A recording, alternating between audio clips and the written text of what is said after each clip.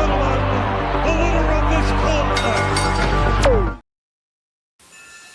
It is a fast-acting viral strain that infects the host immediately, and upon getting sick, the infected will become racked with coughs, sweat profusely, and start to get the shivers and chills. There he is, the legend. The man, the myth, the legend. Yeah. You can't literally run a promotion just for the AEW, what do they call them, sickos? Thank you very much, TikTok and AEW. See you tonight. Tony Khan started telling people there's no such thing as long-term booking anymore. It's week to week. The best guys, Tony Khan. We just secured the bag. It's not like I tried to be a character. It was just sort of happened naturally. But it was never something I intended. It was just something that happened because the wrestlers asked me to do things in matches, and I do them.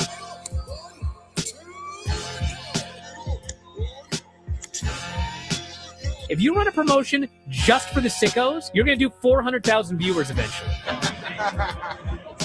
Mother effing melts. You know that SmackDown actually went over and everything? Yeah. You know, What's the point? the point of SmackDown. What are you getting at here? That the DVRs didn't pick it up. Did they not pick it up? Mine didn't. Let's get into everybody's favorite moment, and it is called Dave Meltzer's Dumb Moment of the Week. What would you like to listen to in your ears? I'd like to hear the flute. Well, if you'd like to flaunt your flute, then we can find you a flautist. We just secured the bag. It doesn't help me. Okay, so complain, but I will complain.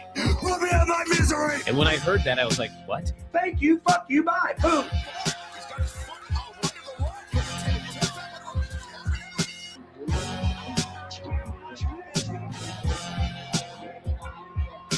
You got to run a promotion for everybody. The sickos can be the ones that buy tickets first and spend the most money on the merchandise.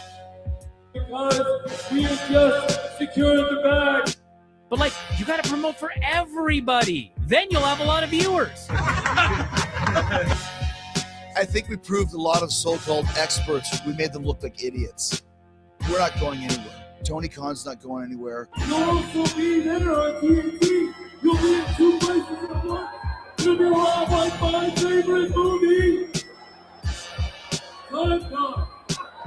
So great, Pittsburgh. It's not like I tried to be a character. It sort of happened naturally.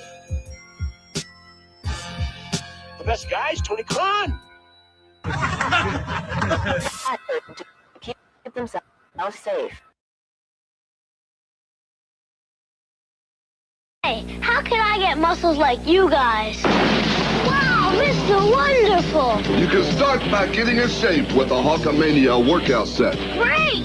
It's got everything you need. Head and wristband, a jump rope for warming up, a hand gripper for power, dumbbells for strength, an exercise poster, and even Hulk's own workout tape. The Hulkamania workout set. You from LJN. Are you in shape yet? Yeah! Oh!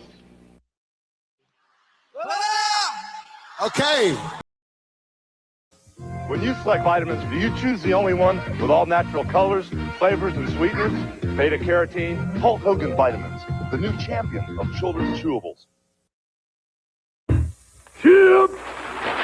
Yeah! Gotta have beef, gotta have spice. Need a little excitement? Snap it to a Slim Jim. Oh, yeah! SDL. Two bad bitches, one hot track. B3CCA, bitch. Two bad bitches, one hot track. Hello, hello. It's that B3 flow. You said you know me? I think you don't. My friends are rich and you're looking hella broke. With Matt, I'm the real rough rider. Can't keep up, my arms must be tired. Slow-mo, super villain, Zack Snyder. You talk shit, but I know you're a subscriber. DSL on our lips cause we're naughty. Hannah Montana acting like Miley. We can't stop cause we're the life of the party. Got your man squirming Scotty too haughty. SDL with a $sign code. B3CCA with the 3 cause I'm cool. Face hat, ass fat, say that. Two bad bitches, one hot trap. Haters on a grip, that's priceless. Haters on their dishes, that's worthless. Diamonds in my up, I'm priceless. Always ready for a fight, come try us. You thought I'm a thotty, you thought wrong. Just a hottie with a body and a thong. You wanna fight? Let's get bloody like Gary. I'm queen of the prom. SDL with a $sign ho. B3CCA with a 3 cause I'm cool. Top of the Indies now on top of the charts. We're spending our cash and breaking your hearts.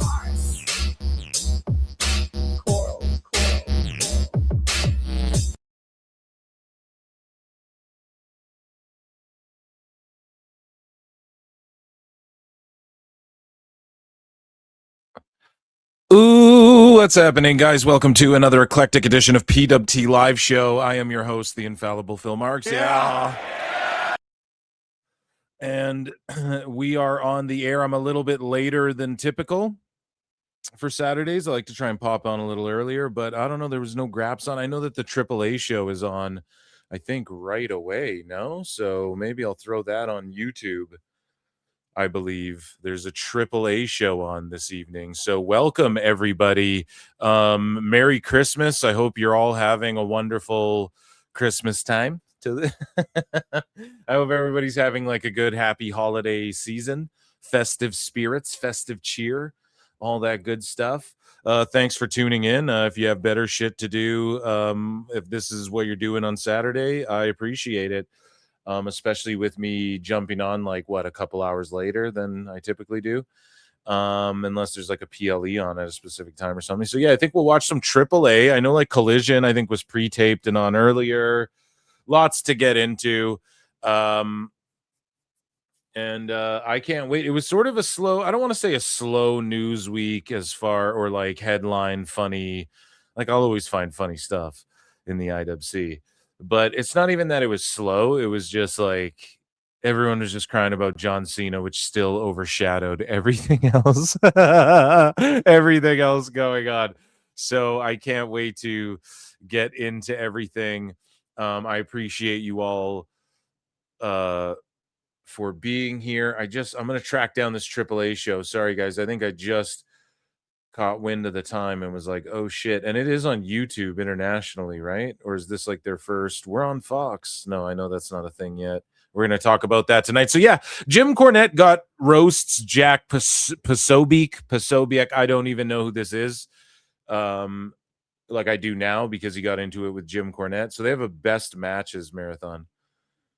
But they got into it, and I guess this is like a big political influencer, or he's a politician, something along those lines. AEW Sickos get violent, dude. Okay, they got violent over some fucking merch, and it is hilarious. And WWE is losing in court, according to Brandon Thurston. I guess judges are forcing WWE's hands on some documents when it comes to Vince McMahon and all that good stuff. So, I mean, those are major headlines, but to some people, but it's also just shit. Like all this Vince McMahon stuff, we've been dealing with it for so long. Everyone's in the Christmas spirit. We don't want to be bogged down with this bullshit. So we're going to laugh at some sicko action, do some AEW news and whatnot. And I can't wait for it. We have a jam-packed show. Thanks for hanging out this evening. Guys, is it on you? I'm bibbling and babbling because I'm looking for the show. I'm not going to lie. I don't know what it's on. Typically, it's on YouTube. I'm going to look this up. Where to watch AAA Guerra de Titan. Sorry, I know I'm butchering it. Canada. WWE Espanol. So I'm as blind as a bat.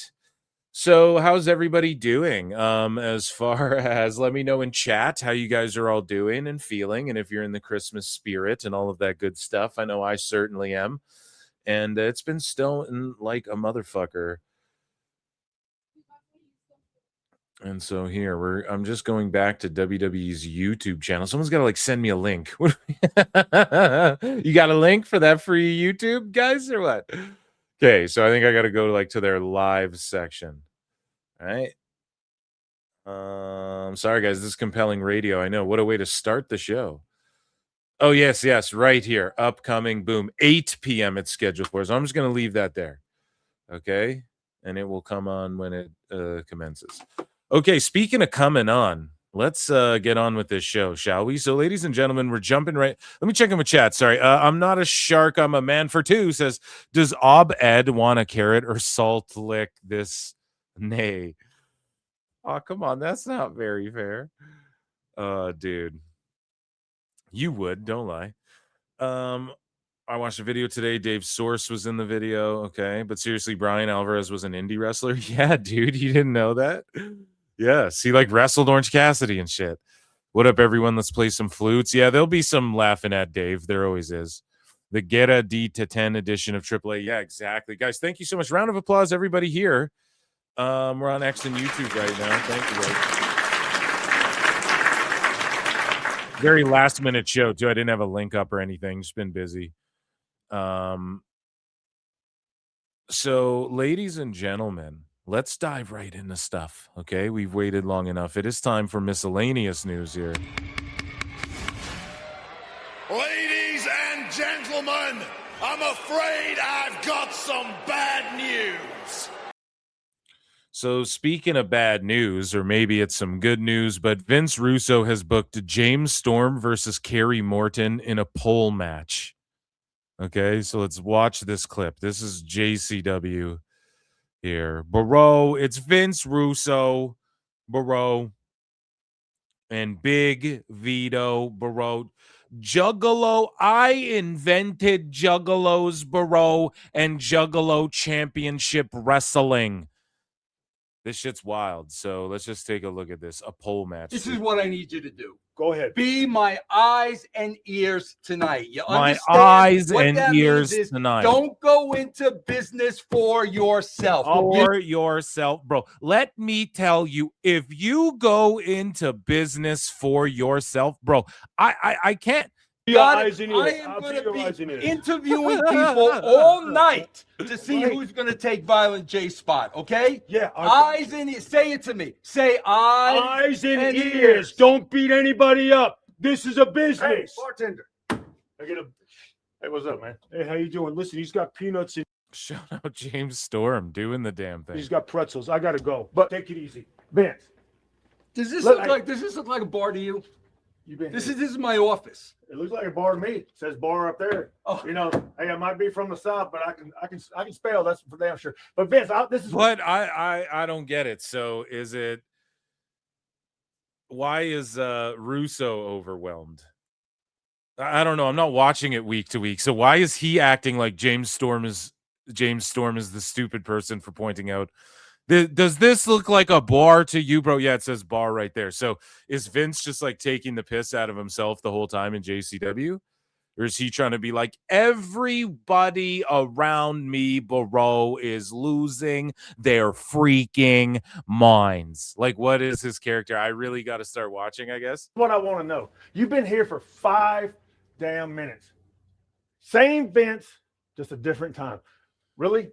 A coal miner's glove on a pole match? Bro, you love that's right up your alley. Bro, anything on a pole is over. Anything's the ratings prove that, bro. Anything on a pole is over. Just like that blindfold match in a cage. Hey, listen, I can't hit a home run every time.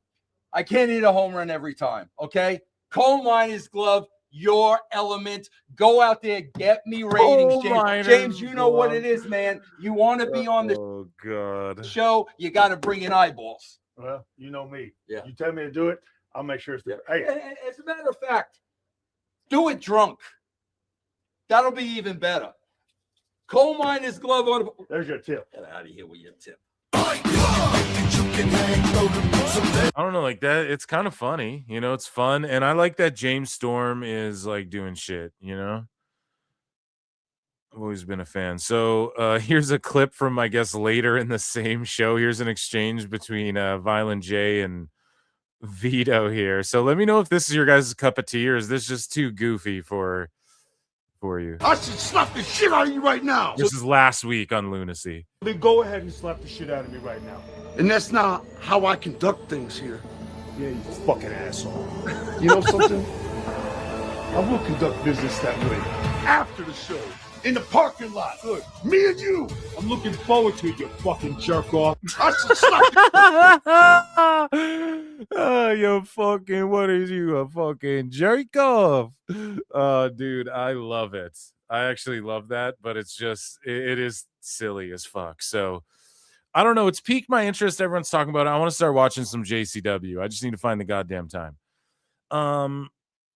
Speaking of finding the time, Kurt Angle finds the time to film cameos when he can.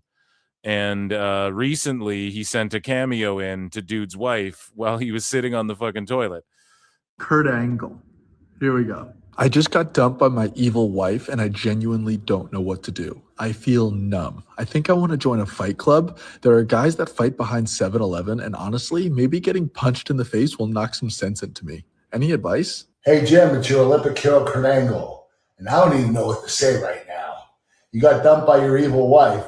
You don't know what to do. You feel numb. You want to join a fight club. And I know that you think that fighting behind 7-Eleven will make you feel better. How about this? Find out if your wife is really evil. And if she's not, try to get her back. And figure out a way to get her back. That's all you got to do, my friend. Oh, He's just ribbing him back because clearly that's an unserious cameo request, you know? it's true. It's damn true. Kurt Angle. It's perfect. Kurt's so funny. Like, even there's like videos of him, you know, like trolling his wife and shit. I know you've all seen it with the spaghetti or whatever and the scissor. Like, I don't know. He's just a funny dude. Speaking of funny dudes, man, Jim Ross, good old JR and King, Jerry the King Lawler linked up in Pittsburgh, in Britsburg, and he's wearing a WWE shirt straight up. He's wearing his WWE Hall of Fame ring.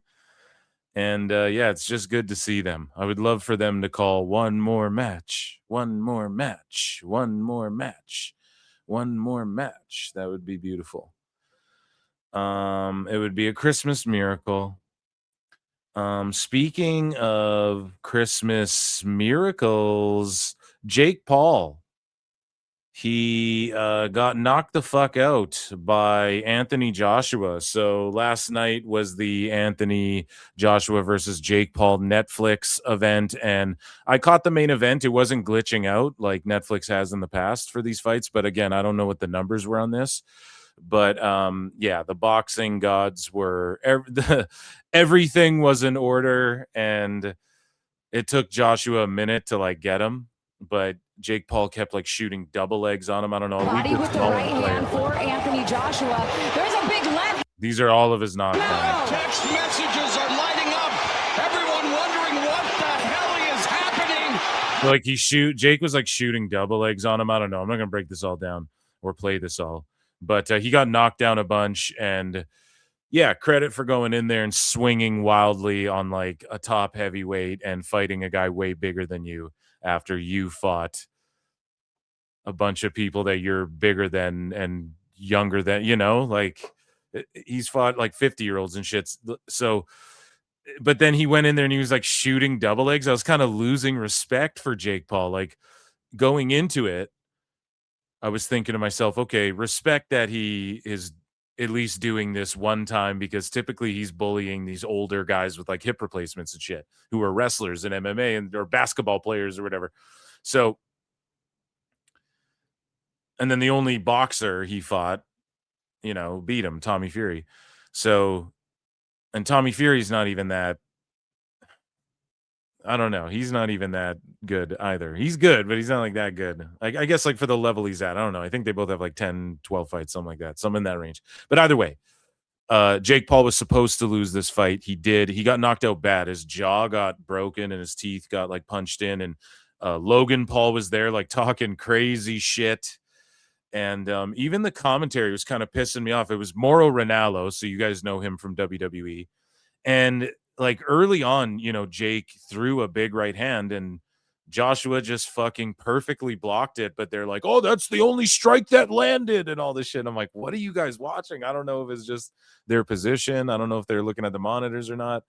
But they were like kind of hyping Jake up at first. And then he just started shooting double legs. And everyone's like, okay, this is abysmal. This is fucking embarrassing. Boxing should be embarrassed. This is like the most hype fight of the year, probably. maybe you could argue like the Crawford fight, but like the, you know, was that, I don't know. This one might have been more hype. This one probably brought in more casuals, but again, I don't know. I'm just talking out of my ass. It's just me assuming that, right? Like social media hype as well and whatnot.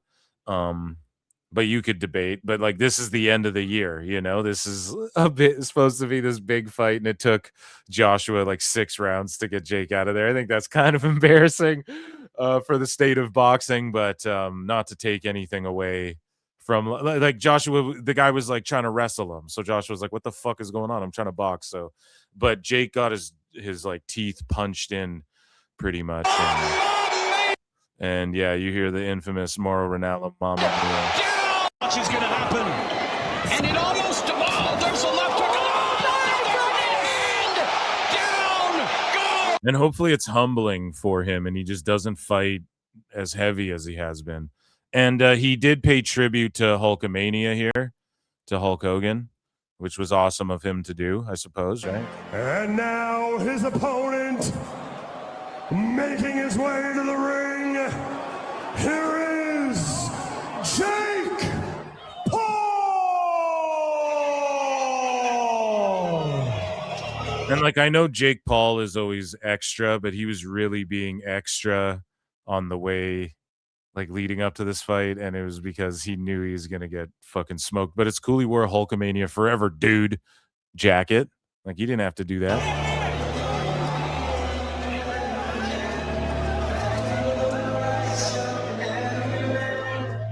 But it's a clown show. Let's all be straight about this, right? I know I'm putting it over a little bit. It's early on the show. Okay. I'm not as worked up. I haven't been pissed off by Sickos yet or something. So it was entertaining, dude. It was just funny seeing him like just try and land bombs on AJ, and just how AJ, like, yes, did Jake land a couple big shots to him? People are like, damn, he did land this overhand right. And it's like, dude, AJ was just eating that shit. That was like pillow punches to him, man. It was absolutely nothing. You could tell he was like AJ was a little frustrated, but he was getting fucking, the guy's like trying to wrestle him. I think Jake was trying to get DQ'd.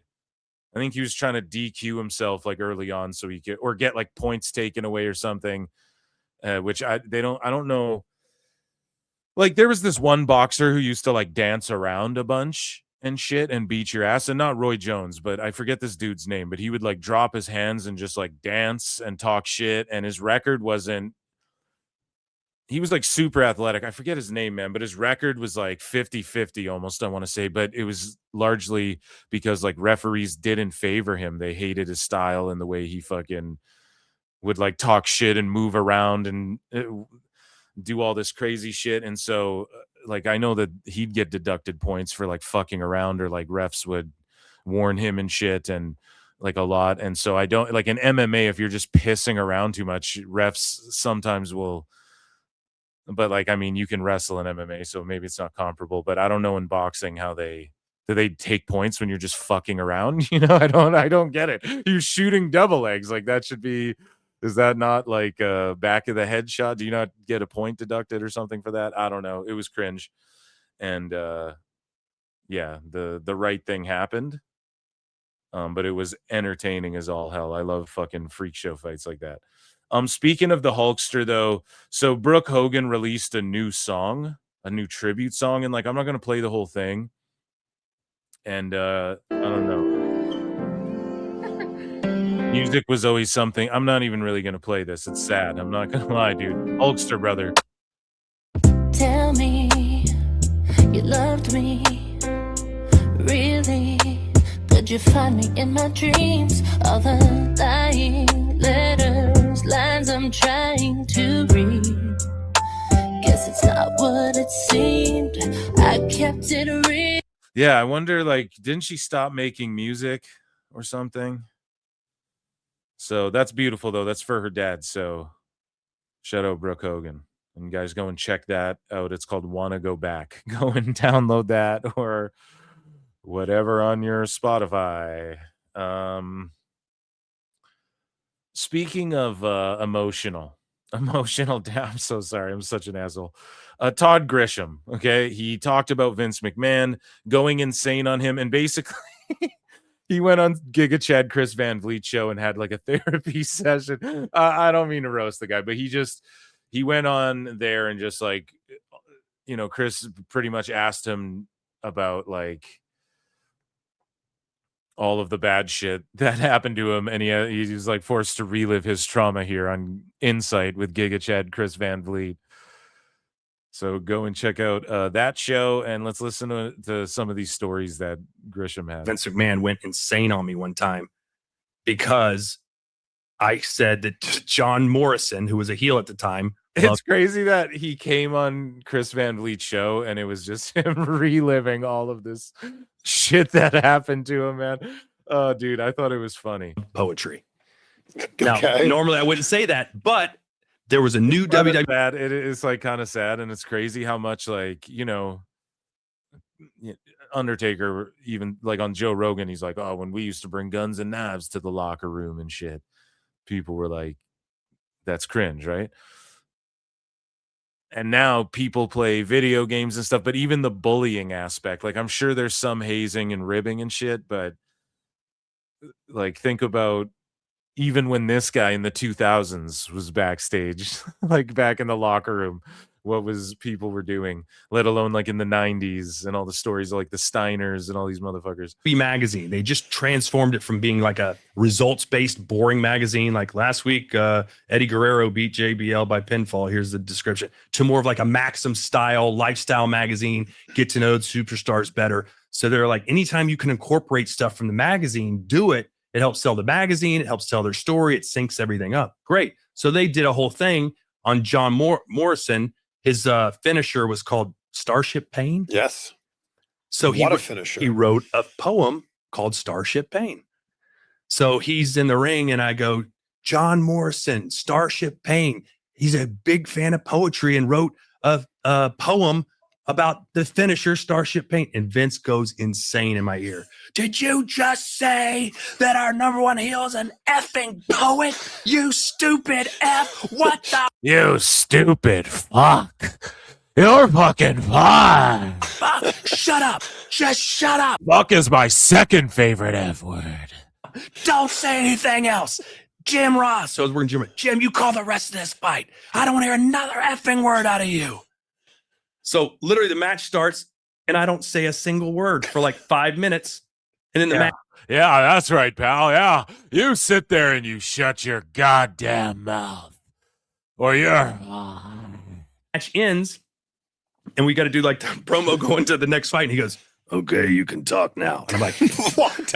I'm like, coming up next, Shelton Benjamin goes one-on-one with a heart. You speak when you're spoken to, pal.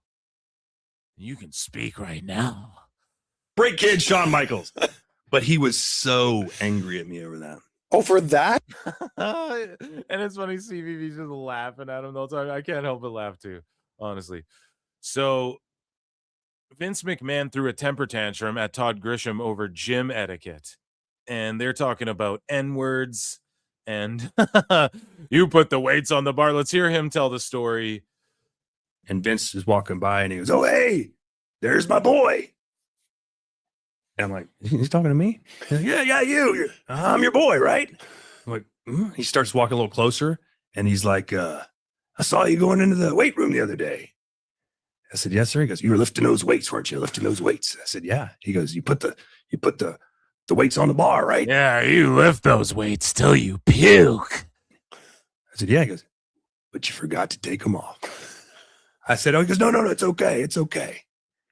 I did it for you. Which makes me your fucking boy.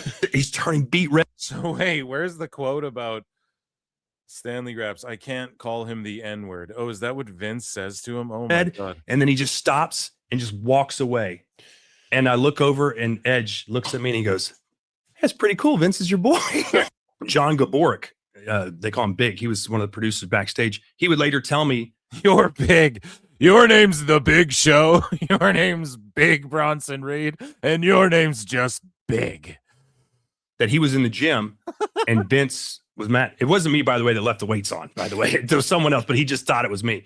And he said that Vince thought about how to approach me about that all weekend. I can't call him the N-word. I'm not his N-word. What can I call him? I'll call What? Oh my God. Oh, dude, Vince is just he was a madman, dude. Boy. Yeah, okay. And he like planned it. He's like psychotic. But to be fair, later that night, I can't call him N-word, and CVV's not like, whoa, wait, hold on a second. He really said that? That's fucking I did wild. the show, walked backstage, and he gave me the nod. Like he's on to the next subject. And I earned that partially racialist guy's respect. Man, this is, and Vince is walking. It's crazy stories, man. It's so funny hearing all this stuff. I mean, you've always heard wild stories about Vince, but now that he wants to avoid this shit, and he's sort of out of the picture. Like, he's still on the TKO board and all of that, but I don't think he can make a stink the way he once could have. Certainly not in the pro wrestling field. So it's interesting to hear like more wild stories come out. You know, there's always been wild stories of Vince, like, oh, he takes the finisher in the fucking bar and all this stuff. But it's just crazy. So this is the same story. Actually, I bookmarked that. Speaking of craziness, man, and shitting on the biz, pun intended, right? Braun Strowman. Speaking of big men, another big Braun Strowman says he feels like a lot of respect has been lost in wrestling, and he was on Burnt Chrysler's Something's Burning here. The respect thing with Brad Williams. And that's something that for me that kind of chapped my ass on my way out of the business was how much of the respect was lost.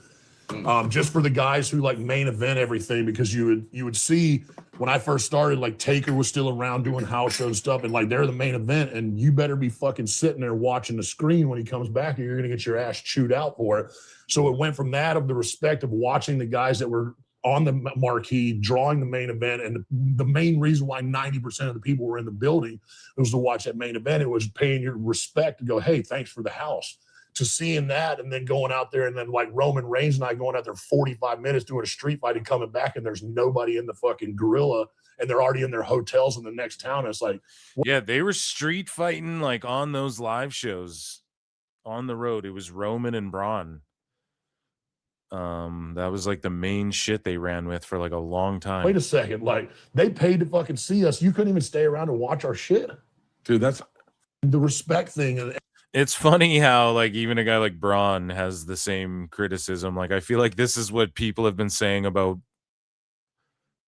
people in wrestling since the fucking dawn of wrestling. That's what made me fun, and at least since the internet.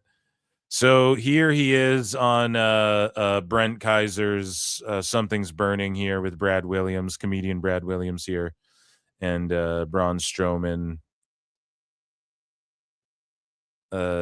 tells another, or just, I don't know, shits on the business a little bit. He's not shitting on the business. He's just calling it like he sees it, I guess. And he's like, I'm more old school.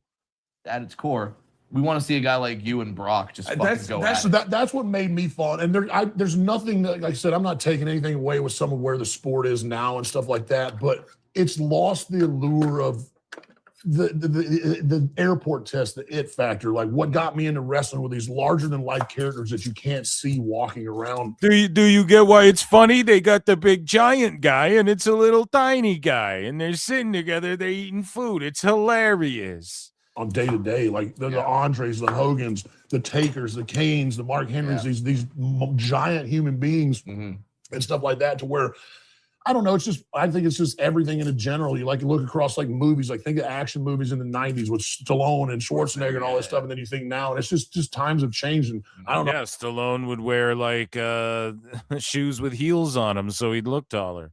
It's just times have changed, man.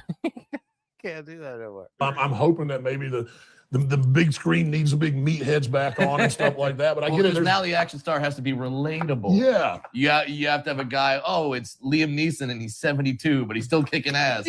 Because that's gonna be me one day. But but whereas if I see you on screen, I go, well, that's not me. Yeah. Oh man. Brent is just fucking drunk and trying not to slice one of his fingers off by accident.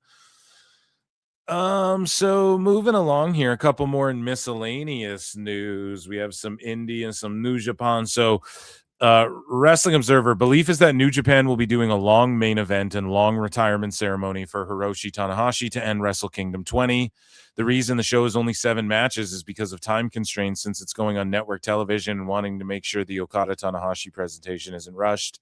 So yeah, only 7 matches, and they all mean something.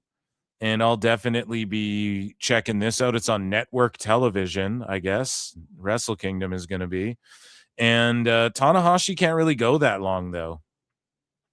Got to be honest.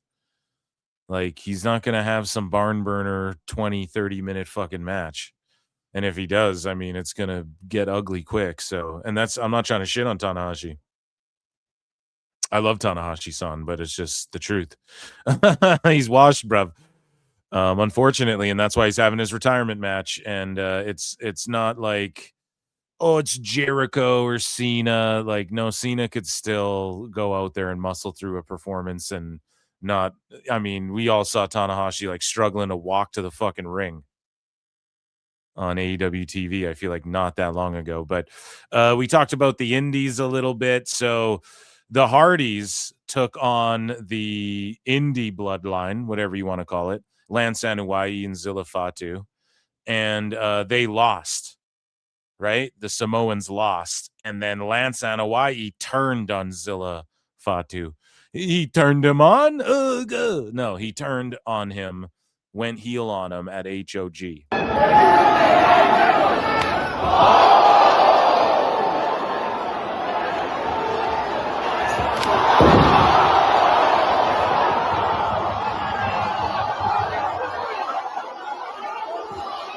Huge reaction from the crowd.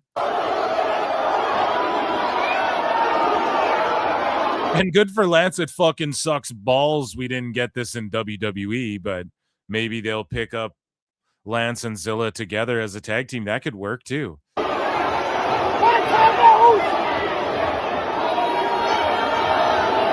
doesn't need to be like we're the bloodline and shit, but just to have some wild Samoans. They never, having a team like that never hurts, like the Head Shrinkers or some shit.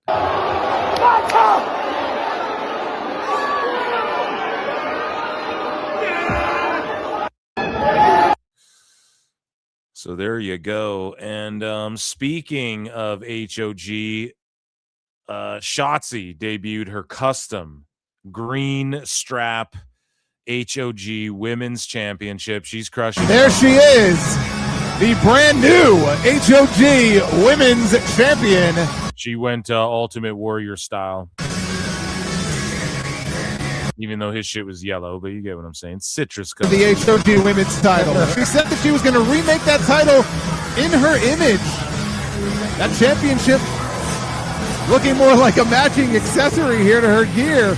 She is all green. As the ballsy badass. Yeah, hell yeah. Shout out Shotzi. And then in HOG news, I'm over here now. Andrade showed up. So recently, you know, he tweeted out, my lawyer got a letter from WWE saying I can work in Puerto Rico. Now he can work on these indies as well. They just don't want him on AEW, which I think we all kind of knew would be the case. So holy shit, Andrade just shook the building. Andrade El Idolo showed up and it's coming after you.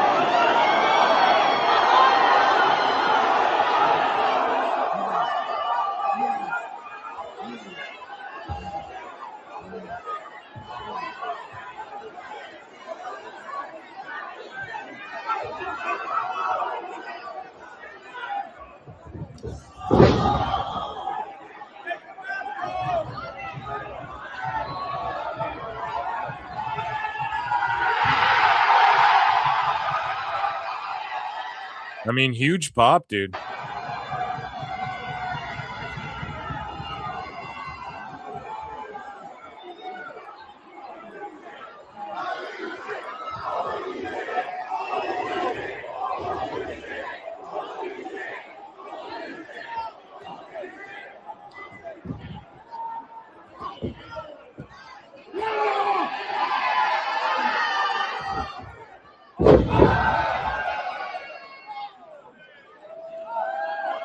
Yeah, I mean, good for Andrade. He's kind of doing like a Jericho thing, but it's more like out in the public of what he's able to do and can't do. And I guess this was shocking, you know, but good for him for, I mean, getting out there and keeping his shit alive, you know. And I guess good on WWE for allowing him to work other places, just not AEW. I mean, I don't know if they want to claim they're competing, then I guess that's what's going to happen. So that, ladies and gentlemen, was miscellaneous news. Go. Ladies and gentlemen, I'm afraid I've got some bad news. Oh, yeah. Oh, yeah. So, ladies and germs, I'm not a shark. I'm a man for two. Says I might nooge myself if you don't stop it, mister. Gay? No, just jokes, man. That's you go ahead and nooge yourself, but you keep your nooging to yourself. Okay. Hammerlock DDT. It's chat saying Andrade still has the best rolling elbow. What? Not the Judas effect? A good honor. Yeah, she's crushing it on the indie shots. Guys, patreon.com/pro wrestle times. Okay. I've been uploading. I dropped a new Botchamania watch along yesterday. I forgot to post it, but I did. So make sure you're over there.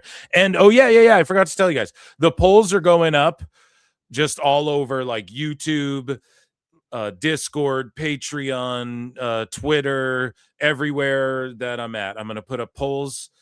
And not polls on a pole match, bro. A poll on a poll. I've got it. Polls draw, bro. Listen to me. A poll on a pole match. That is professional wrestling, bro.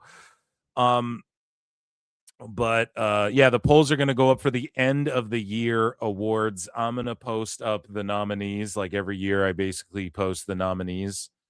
And then you guys are going to vote. And then the Christmas show will air on Christmas, or I'll go live. Like, I think Christmas on like a fucking Wednesday. So maybe, I don't know. I'm likely going to be very, very, very busy. But if it's on Christmas Eve, then maybe like early during the day or something, or I'll just pre-record a show, whatever the fuck I choose to do. Okay. The Christmas special's coming, end of the year predictions. And your boy Phil Marks is going to put up the fucking nominees, and you guys, and I pick who the nominees are. Okay, and then you guys just vote on who I pick, and then whoever gets the most votes will hand out the awards and whatnot. And yeah, so guys, run the likes up as well. And yeah, let's get into things. So we have where are we at here? Is that all? I feel like there's something I forgot.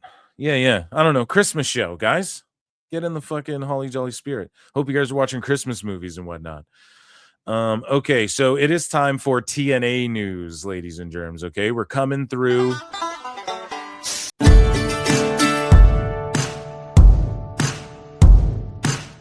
And we're doing we're knocking this stuff out early here because TNA's heating up a bit with this contract re-signing and all of this shit going into the AMC era. And so TNA has re-signed the following wrestlers to 3-month contracts, according to Wrestling Observer Live: Jake Something, Steve Macklin, AJ Francis, Zachary Wentz. Now, I guess we'll play a flute. I believe a flute is in order, so you guys get your flutes in the... Because isn't Macklin's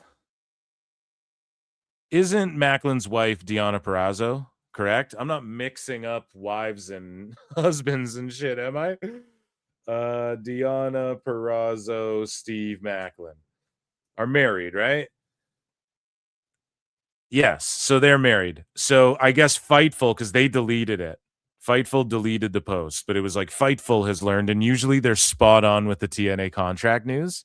So that's what's awesome about TNA. Like, someone's working people or they're just running with each other's stories. Like all these dirt sheets, they accuse each other of running with each other's stories too. Like they all do it. But Fightful and Fightful Select, they deleted the post because it was like Steve Macklin confirmed 3-month deal with TNA or whatever. And Deanna goes, has he? Deanna Purrazzo calls it out, man. Calls that shit out. So I don't know. I just think that is so funny to have happen because it is the Observer. They put that out there first. Fightful went with it after, and then she just owned them and is like, and she's like, has he? Now here's the thing. TNA going into this TV deal, I don't know if they want to only be signing guys like Jake Something to 3-month deals. Like give him more money and run his shit up into this TV deal or whatever. Like Jake Something should be a top guy in TNA or whatever the fuck. Macklin and whatnot. I mean, I don't know where else is he going to work. I'm not hating on him, but does WWE want him? Wasn't he in NXT at one point? Is AEW going to do anything with a Macklin? Fuck no. So I think TNA is the right, and I'm not even trying to shit on the guy. Just I think TNA is the right spot for him. If they'll offer him something, but like 3-month deals as well. For some of those names like Wentz and shit, I'd be doing everything trying to keep all the rascals. Like they're just an A+. But some of these guys are commodity. AJ Francis as well. He's only been a net positive for TNA.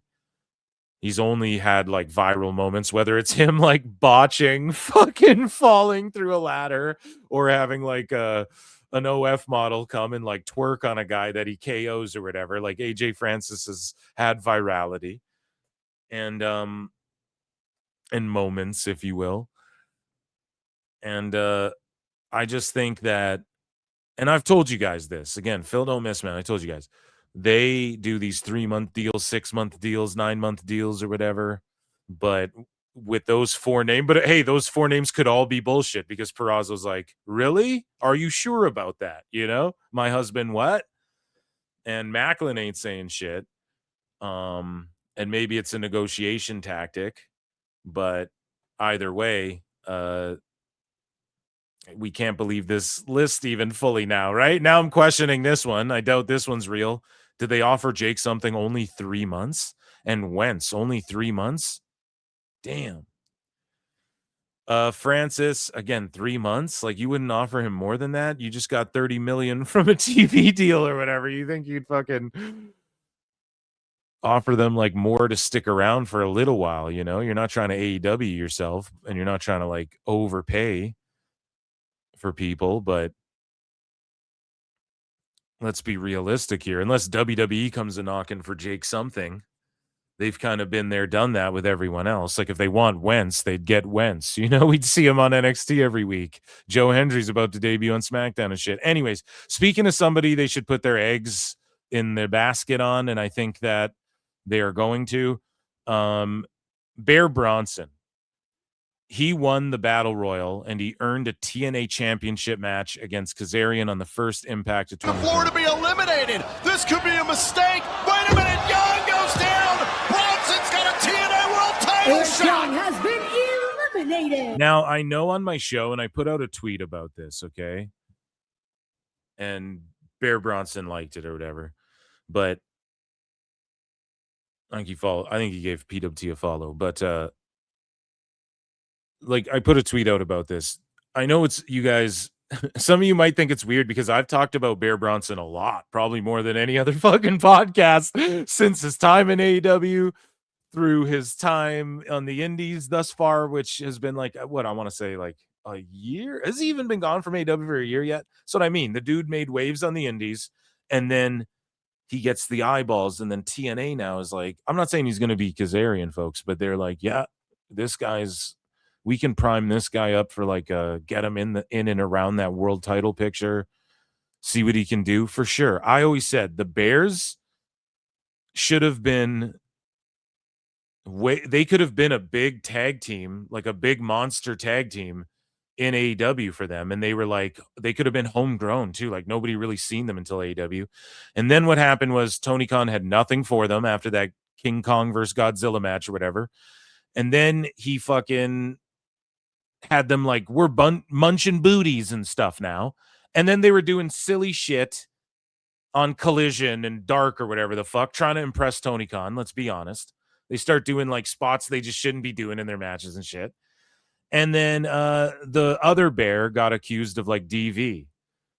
Allegedly, right? Whatever happened, he got fired. Like allegedly. And then this dude, Bear Bronson, got fucking benched.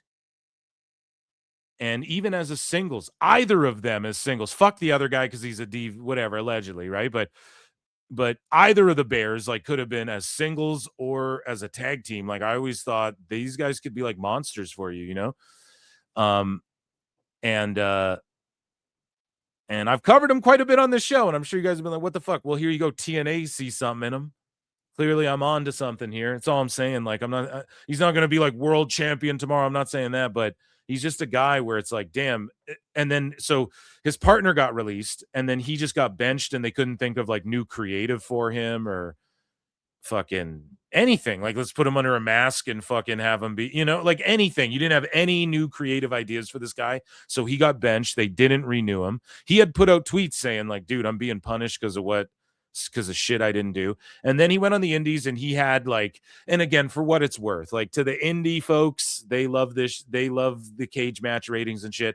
So he had like one of the highest GCW cage match rated matches of like whatever the fuck. Now I know you guys are like, oh come on now Phil, what the fuck does that matter? But like for the GCW fans and shit, that's what that matters, you know, the fucking cage match ratings, the indie fans. So he sort of he had some matches and he was getting more and more indie shots in like higher profile shit, and then he all of a sudden showed up as a surprise in TNA alongside CW Anderson and Brock Anderson. Now he wins this thing to get a shot at the title against Kazarian. Hey man, I don't know if Carlos Silva's listening to PWT or what, but shout out Bear Bronson, man. He's making it through the other side, bro. You know, it was a blessing in disguise.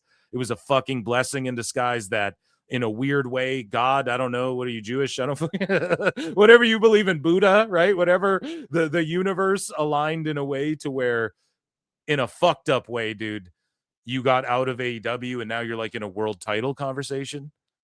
And you got out of being just a tag guy in people's minds, you know? And I'm sorry that it came in like a really fucked up way, but it's, you know, it was fucked up for him too. He was being benched and like, what am I can't get booked anywhere, whatever. This guy just sees me as a bear booty muncher, whatever the fuck.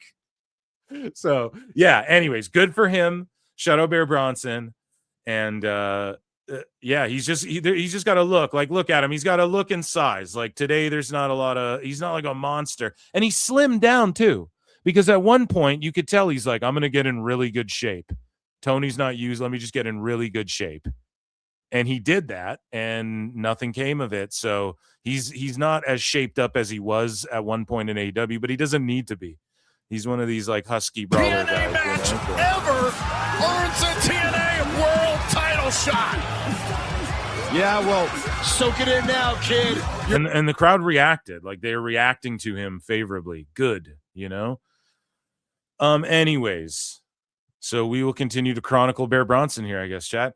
Ariana Grace, though, betrayed her father, finally. You knew it was coming at some point. There would be like a slap or a low blow to Pops. Daughter Ariana Grace. And Santino in here looking like Bear Bronson himself. God damn. He's in the middle of this situation. Fucking swap gear. He just put, know if it's good for TNA that like Channing Stacks Lorenzo is, you know, like sunning their top guys and shit. Oh!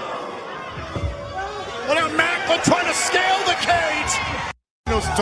I just don't know if if TNA's making the right move there. I don't know. So some good moves there with Bear Bronson, some questionable ones there with Stacks and all of that. But Tessa Blanchard, speaking of questionable decisions, Tessa Blanchard says she is tired of being used as clickbait over racialism. She started a Twitter up again.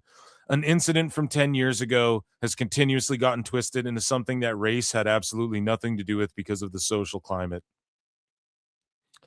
I don't know. That kind of sounds like cope. I'm not perfect, made plenty of mistakes in my life. Fair. Everybody has. Racialism is not one of them, nor has that ever been in my heart. Okay. An incident from 10 years ago has continuously gotten twisted into something that race had absolutely nothing to do with because of the social climate.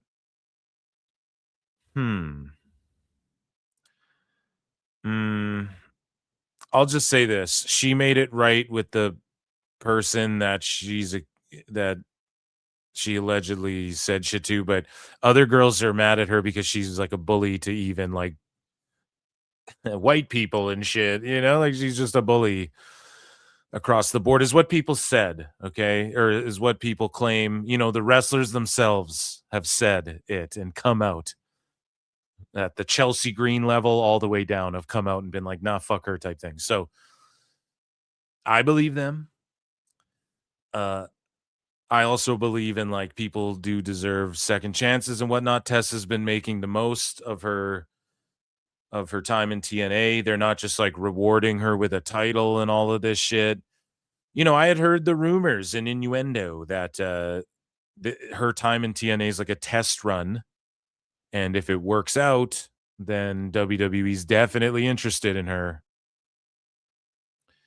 And I don't know. She hasn't been involved in WWE yet, so maybe that's like a surprise at this year's Women's Rumble or something. I don't know. Would that be a surprise? Would people care or know who she is? I'm tired of being used as clickbait. Move on. Well, you gave us some mighty fine clickbait there with that tweet. I gotta be honest. And that, ladies and germs, was TNA news.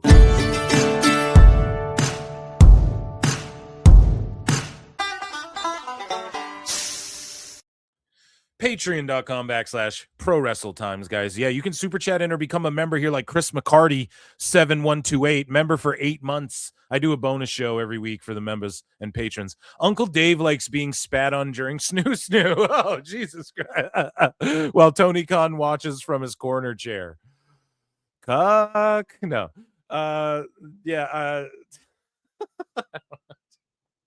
That's fucking ridiculous. I have no response, no comment. Sounds kind of hot, not gonna lie. No.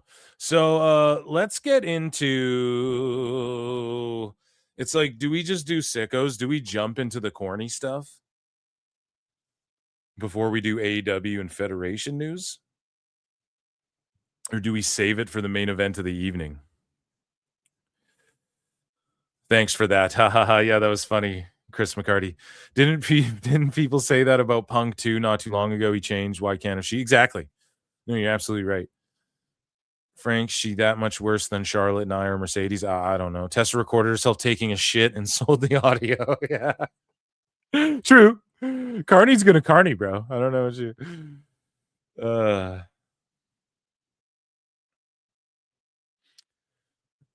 So the main event, LOL. Okay, yeah. Let's get into some Federation news. We were talking about the Fed a little bit already. Let's get into it. There's nothing too crazy that went down other than everyone's just crying about Cena and whatnot. So, ladies and gentlemen, speaking of WWE in Canada, Canada, where WWE's all in one place pretty much. So all of WWE is on Canadian Netflix, and all of whatever's not on Canadian Netflix is on Canadian YouTube. Okay, so here's a holiday deal. There's a NordVPN link down below. 75% off, 3 months extra, and it works on like 10 devices and shit. 30-day money back guarantee. It's like $2 a month or whatever the fuck, American. So check that out. There's a link below. It's a little holiday treat if you guys want to VPN it up, you know. Anyway, so Cody Rhodes got John Cena's first interview since his retirement, which again, people are like, Cena deserved a speech. Dude, all he did was do media.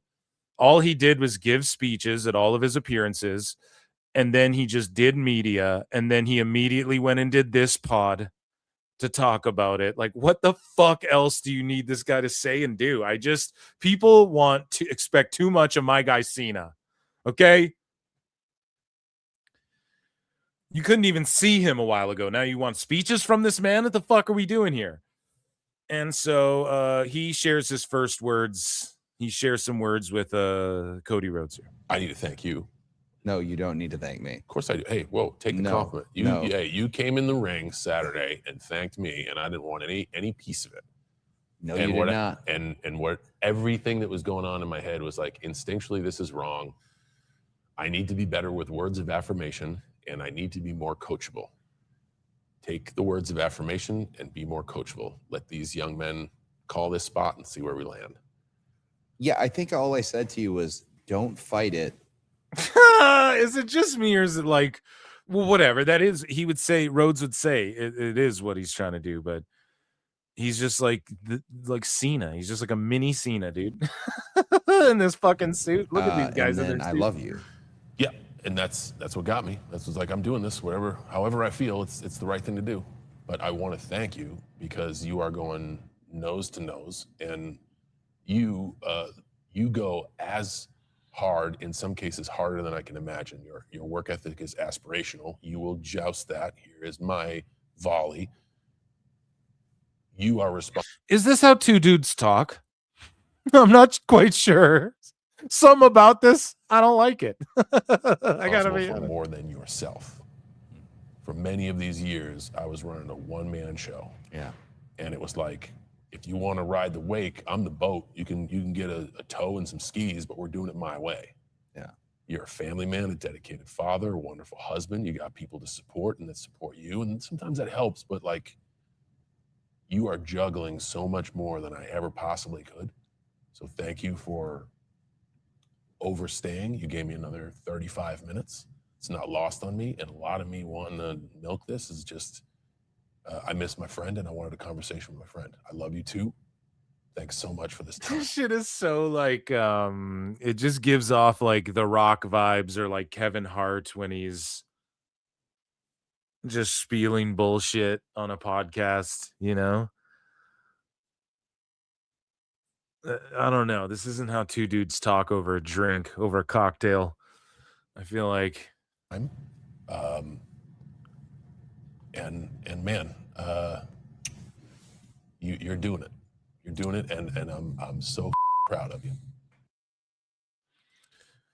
Yeah, I'm not saying other WWE superstars aren't going to blow up to be at the level of like a Batista, Rock, or John Cena, but John Cena's also like, now all the wrestlers are getting opportunities at the same time. Like, there's a bunch of wrestlers doing movies now, whereas like Cena, he kind of went away, did the movie thing. He was like the last guy to kind of like, okay, I got to go and do just this and whatever. So it's going to be harder for these wrestlers to like stand out. And I don't know, Rhodes is, that shit's cringe, bro. I don't fucking know. So speaking of cringe, here's some more. Let's so John Cena praised Gunther nonstop. So this was good to hear. You mentioned Saturday closing the chapter. Upon hearing that you were coming on the podcast, do you know who asked to be on the podcast? Gunther. I was going to say Haku. No, Haku is welcome on the podcast. We do welcome Haku. I'd like to talk about the situation that happened in Long Beach, New Japan, how you only beat up me in the corner while there were plenty of other bodies. But no, the man you faced. Definitely should have Gunther, and I'll tell you why. Yes, we're having him. For a myriad of reasons, but like, I see things from a different plane. Yeah. He sees things from this plane. Yeah. And I love that because he is relentless in mastery of a piece of canvas. So the reason why this shit just seems so fucking phony and phony baloney is because like Netflix and that, they're getting into podcasting. We'll talk about that as we go along, as we mosey. I just can't watch this shit. I don't give a fuck what he has to say about Gunther. After all that shit. But they're it's like podcasting on Netflix. You know what I mean? More people use YouTube for just audio than like Spotify and Apple and all that shit combined. So Netflix is trying to get into that as well. You know, like we're getting into the podcasting, and then it's sort of like a talk show if you want to watch it, but audio, you know, people have Netflix on their phones. You have the audio section or whatever. I'm sure that's all coming soon. They rolled out games and whatnot, and WWE is going to be all over that shit. they'll all be pitching, like Netflix will review each one of these shows and go, yeah, we'll take the Nightmare Factory or whatever it's called. On the Roads with Cody Rhodes. I don't know what it's fucking called. We'll take this one, you know. They're talking about Stone Cold's pod might come back. I saw Conrad Thompson tweeting some shit out about that. So Cena talks about Cena talks about The Rock and Travis Scott leaving, and this is a quick clip, okay? This one's 40 seconds, so we can tolerate this one. Hey, you have The Rock and Travis Scott. Awesome, we can plan all this stuff. Hey, you don't have those two guys anymore. Yeah. Not once did you and I ever have it. Not once. The whole world has had this conversation about like, well, what would it have been like if the two guys in it with their dick in the dirt, not once had a conversation about, man, what would it have been like if we had those guys? Yeah. No, it was like, okay, what now? What's next? What do we do now? Yeah. So when I hear you say like, man, I do like this and I wish it was like this. If I could give you any more advice, it's not anymore. Hey. What? LOL. What? John Cena revealed that he cracked open a beer backstage in full wrestling gear one last time to celebrate an all-time gate record. And again, the goats seem to understand this shit, that, you know, it's the house. That's at the end of the day what the fuck you're putting your body on the line for the entire time. And it's interesting because his last toast was with Javon Evans and Haku, I think. And he talks now about. They've heard it, so now they have something to strive for. Furthering that, I got to have one last beer in the locker room in my gear, in my socks, my knee pads, the jorts. Yeah. And I made a toast. And the toast was to the metrics of the evening. Guys, if this is what Netflix has in the future, we got to get fucking PWT on Netflix. We got to get Phil Marks on Netflix, dude. I don't know what the fuck we got to do. Write a letter, dude. I don't know. This is fucking terrible, bro. This is fucking horrible. No, it's just like, what is this? I don't know what this adds. I mean, I guess if you're an uber smart, it's kind of cool to see them sit down and have this phony baloney, old Hollywood style fucking conversation with each other. Yeah, I mean, are just arena in WWE history. Wow. Here's my whole thing. You have the Cody Rhodes podcast, you have the Stephanie McMahon podcast, you have the whatever podcast. Are any of them different? Like, what are any of them offering? What is the Undertaker Michelle McCool one offering that the Stephanie McMahon and her assistant one isn't offering, or the Cody Rhodes one isn't offering? I just don't understand. It's all just like surface level shit. And Stephanie McMahon kind of opens up about her dad a little bit sometimes here and there, which is cool to hear. But it's almost like I would rather just Stephanie McMahon does one of these like tell-all interviews with somebody legit or something. I don't know. That's the way I view it, but just whatever. For the building. They're just selling vodka. That's what they're selling Wheatley, dude. That's what it is. Itself. Very rarely do we hit those milestones. No, we do not. Yes, very rare. And the only reason I wanted to showcase those metrics is because I said that, you know, Haku was in the room and Javon Evans was in the room. So your last toast in the wrestling business was with Javon and Haku? And everyone in between. I mean, we have legends, we have future stars, we have talent that are front and center in our programming. The locker room was full. I can't believe that many people stayed.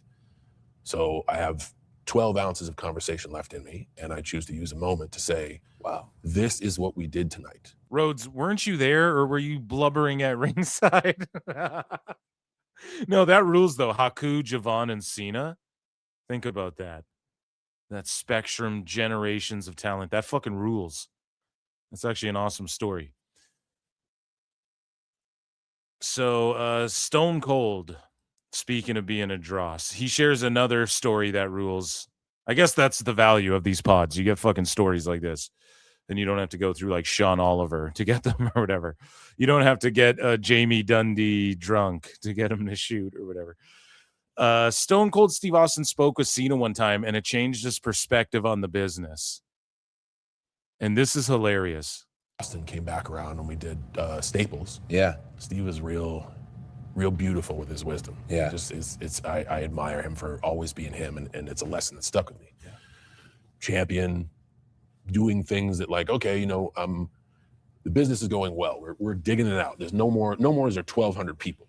Yeah. But we still are throwing. No more is there 1,200 people. AEW is literally doing 1,200 people right now after coming back from the UK. And look at how Cena casually is like, it ain't 1,200 people anymore. Oh, is that a shot at AEW? Like, how would Meltzer spin that if he heard it? How else can you? It's like, no, it has nothing to do with AEW, but it's just off the cuff what Cena would say. Oh, we aren't doing 1,200 people. Meanwhile, that's where AEW's at, and everyone's trying to convince us it's hotter than ever. Booker of the year. Now it's a black curtain.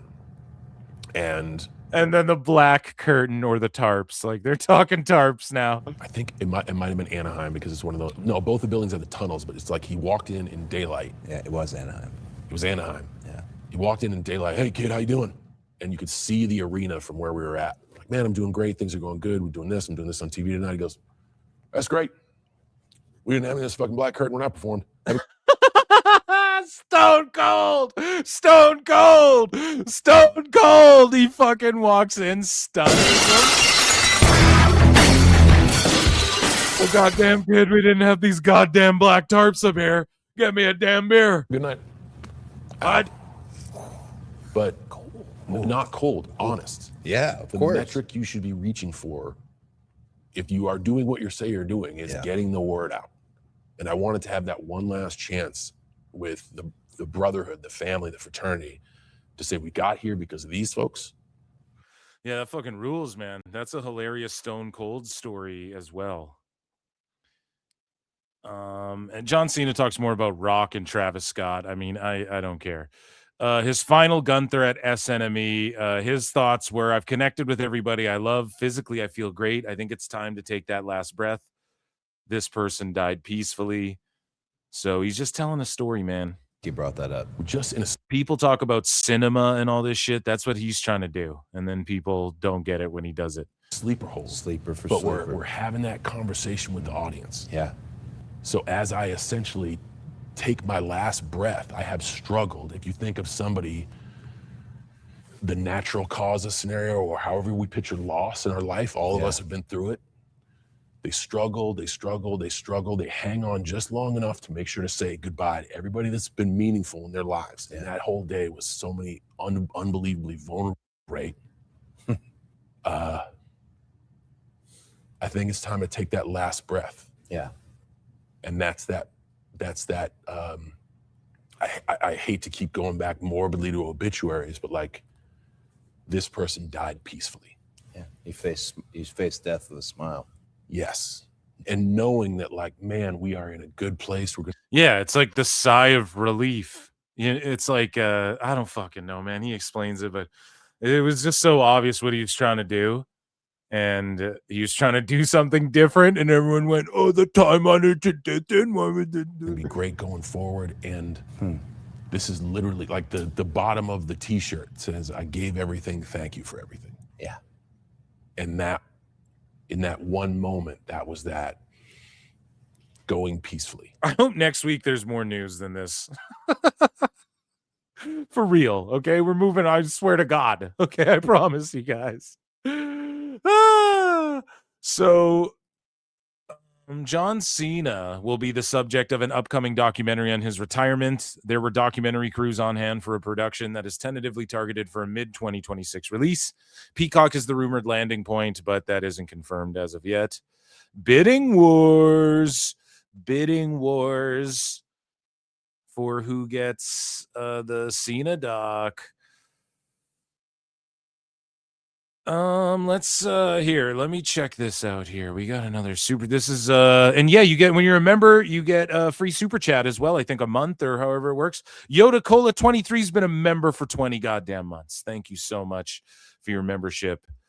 Round of applause. Actually, we will acknowledge you. I acknowledge everybody here tonight. Thank you so much. About 200 on X on YouTube. Rounding high there. Appreciate you guys so much. For just a last minute unannounced late cast. I'm going to throw AAA on as well. And speaking of AAA, so Guerra de Titans is on, and Rey Mysterio and Rey Fenix are teaming up. I think JBL and Graves are set to be on commentary. You have Dragon Lee, you have Dr. Wagner on this shit. You got Ethan Page, you got Dominic Mysterio, Javon Evans, Lola Vice, what? LV Kengo, what? We got everybody, the whole crew, everybody who was at Bad Bunny's concert.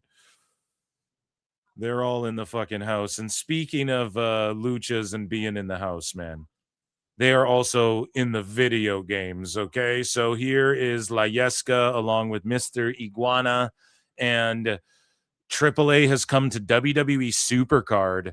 WWE Supercard, people love that shit, and they've just been adding content like this entire time. Like, that's the beauty of it is, I mean, I'm pretty sure like Sting is on that game all the way to like fucking Mr. Iguana. Like, people have just been added to it consistently, if I'm not mistaken, right? So yeah, shout out Supercard. Here's a little trailer for that. Vikingo versus Dominic Mysterio. Vikingo, obviously. Vikingo versus La Parca. La Parca. La Parca versus Octagon Junior. La Parca. La Parca versus Eddie Guerrero. Eddie Guerrero. Sorry, Parca. Eddie Guerrero versus Rey Mysterio. Rey Mysterio, obviously. What you said? Oh, Yesca says to download the WWE Supercard. Yeah, so hilarious that he goes Rey Mysterio, obviously, because yeah, in Mexico, not that the Guerreros aren't like fucking sacred as well, but you know, Eddie, of course, respected and loved everywhere, but Rey is considered the greatest luchador of all time. You know, the most famous mask, you could argue, of all time or whatever. So just interesting how, you know, here we'd be like, obviously Rey Mysterio, right? Up north in America, in the US of A and Canada, we're like, obviously Rey, Eddie, you know, it's like a debate for him. He's like, nah, it's obviously Rey, dude. I'm a luchador. Fuck you talking about? So moving along here. Speaking of fuck you talking about, Logan Paul slams wrestling fans for criticism of his WWE schedule. He says, I'm working my ass off. He said this on Netflix as well. He cut like the same promo backstage before his brother's fight.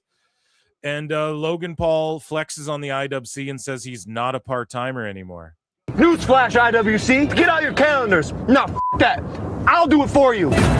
I have wrestled November 24th, November 29th, December 8th, and December 15th. That's today. 4 out of the 5 weeks, I'm in a match. I'm wrestling. I'm working my ass off. People saying like, oh, he takes fucking weeks. He takes months to learn the match. That's why his matches are so good. You. My matches are good because I'm fucking good. And mind you, may I add, I won all of those matches. Me. So not only am I working, I'm winning. And I can't stop winning. Anyway. Newsflash, IWC. I don't know. Kind of, he just hams it up. He's just being entertaining and whatnot. And yeah, I like that he's wrestling more. I love seeing him on Raw with the Vision and like having matches casually and shit like that. I enjoy that tremendously. It's definitely a net positive. Chelsea Green cooked the shit out of Logan Paul here. Hey, you know who you should be supporting? Real wrestlers. Oh my. Chelsea help. And she cooks him to tie it into the overarching AAA talk. He kind of talks shit about her AAA title. She roasts him, right? And then there's actually some big AAA news that I kind of skipped over purposefully to kind of circle. Hey, you know who you should be supporting? Real wrestlers. Oh my. Chelsea help. You know, he called himself a real wrestler, and that's when I checked out. This is crazy. Hey, where were you the last 4 Mondays? Because I've been here. Oh my gosh, that's so crazy. I've been a double champion on SmackDown. Oh my God. Sorry. Is that what that is? Oh, he doesn't know, because he doesn't know his wrestling history. Study and learn, Brian. Hey, you cooked him. Cooked him. You gotta love it. And speaking of cooking, she's one half of the AAA mixed tag champions, and as La Parka grooves and dances his way down to the ring and gets big old pops. Fox, los vuelos, las slaves y las rendiciones están aquí. Lucha Libre, AAA. Fox, I'm just butchering it. I know. Here's the promo, okay? AAA is going to be on Fox. So I don't know how this works, but remember when everyone was like, oh, Fox is mad at WWE and they regret whatever. And this might be a whole different whatever the fuck, but Fox is in the WWE business again. You know what I mean? At least on the AAA front. So put that in your pipe and smoke it.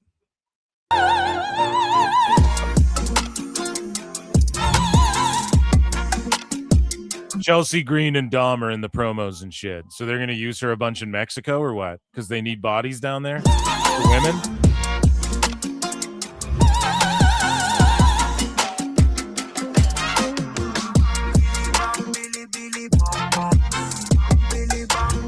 I mean, this rules. Hamburguesa, who's on his way to the ring right now.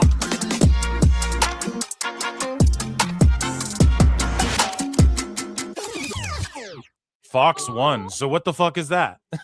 Isn't that like where SmackDown would go if it couldn't be on? Right? I don't even know, man. Whatever. They're in the WWE business again. So that just backfired on everyone who talks shit right there.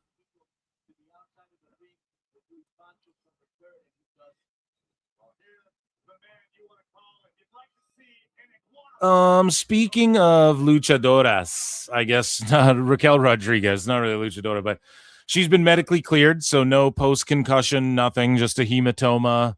And, you know, you just treat that with ice and fucking, she was bleeding a little bit there, so it is what it is. And speaking of evolutions and whatnot, speaking of shocking debuts, I don't know. Anthony Luke from LFG now goes by Cam Hendricks, and he made his Evolve debut on Tubi. So his name, this is what's her name? Maxine Dupree's boyfriend or fiance or whatever. He's pretty good. I don't know. It's the guy that I Show Speed wrestled as well. But Wendy Chu is roasting Chantel Monroe. Wait, isn't there Blake Monroe? Okay, too many Monroes here. But I guess not. They don't really care because like Ariana Grace, Jordan Grace, and whatnot, maybe they're kind of moving away from that. Who knows? But you don't want too many Adam Pages, Paige, Cage, whatever the fuck, you know? There's too much of that going on in AEW. Anyway, same with the Bronze. It's kind of like, what the fuck? They teamed them up. Anyways, Wendy Chu is just like a completely different person now. She's just like herself. Why did Vince McMahon or whoever make her like a sleepy... It reminds me, I think it's like a joke that Ali Wong made. You guys know that comedian Ali Wong? She's like, maybe it wasn't her, maybe it's someone else, but they're like, oh, like my Asian friend, I'm like, oh, I just thought you were always tired. Maybe it's like an Amy Schumer joke or something. She probably stole it from someone else. I don't know, but is that why Vince did it? It's like, why did he ever make her like, I know you're or was that him? Was that his decision? You're like a tired, sleepy demon girl. You wear pajamas and you like want to go to bed. What the fuck was that gimmick? I don't get it. When she sort of did the nightmare thing, it was like, okay, you're like expanding upon it a bit, but this is good for her to just like be herself and just be a wrestler. She can cut a good promo and shit. They had her like, I'm sleeping. Ooh, I'm a sleepy person. Yeah, I just don't get it, man. It's so fucking... I'm like a Nintendo character who's tired all the time or whatever. I don't know. I thought it was dumb. So tonight... She made it work, though. That's how good she is. So I'm glad she can just do her thing. I'm not going to play all this Tubi. They're always rank about that show, that Evolve show. So speaking of developmental and whatnot, due to the botched finish, causing Thea Hale to beat Blake Monroe for the NXT Women's North American Championship, WWE is reportedly changing backstage policy for NXT. Previously, NXT talent were allowed to leave the show once their content had been filmed. However, due to the botch causing major changes to WWE Creative, the new policy will mean all NXT talent will be required to stay until the end of the show. Now, JJ was on PWT Live, JJ Alexander, and he said that that NXT is like taped earlier in the day or whatever. And I don't know if that's always the case. Like I know it's not always live when you're watching it, but if we're to believe Fightful here, right? They changed the policy so that you don't leave, so that what? You can tape more shit if they fuck something up in the ring. Now, I don't know. By all means, this was a real botch. And good. I mean, good for Thea Hale, I guess, that she has the fucking title. If I'm WWE, I am just trying to get Blake Monroe, just push her to the main women's title. I think she could be main roster by now, even, but not that we're trying to call everyone up. There's rumors like Trick Williams going to be on SmackDown now moving forward, which will be awesome with like Carmelo and Miz. I said like getting Miz, putting Miz with Trick now, and then sort of beefing with Mello or whatever the fuck, that could work because there's like a story there. You could, play off that story there and whatnot. So, and their history a little bit, and they have good chemistry and whatnot. So, I guess there are quote unquote call ups happening and shit. And maybe Thea Hale gets a run of this, or maybe she just loses it again right away. I don't fucking know. But Blake Monroe, Mariah May, I would just get her to the title. Yeah, Chad saying JJ was catching strays from Nicolo Piccolo. I know he got fucking me and Nick DM about that. He deleted his tweet. I think he like felt bad, but it was it's just listen, Blake, you can just Google who what talent agency she's with, and then that'll answer.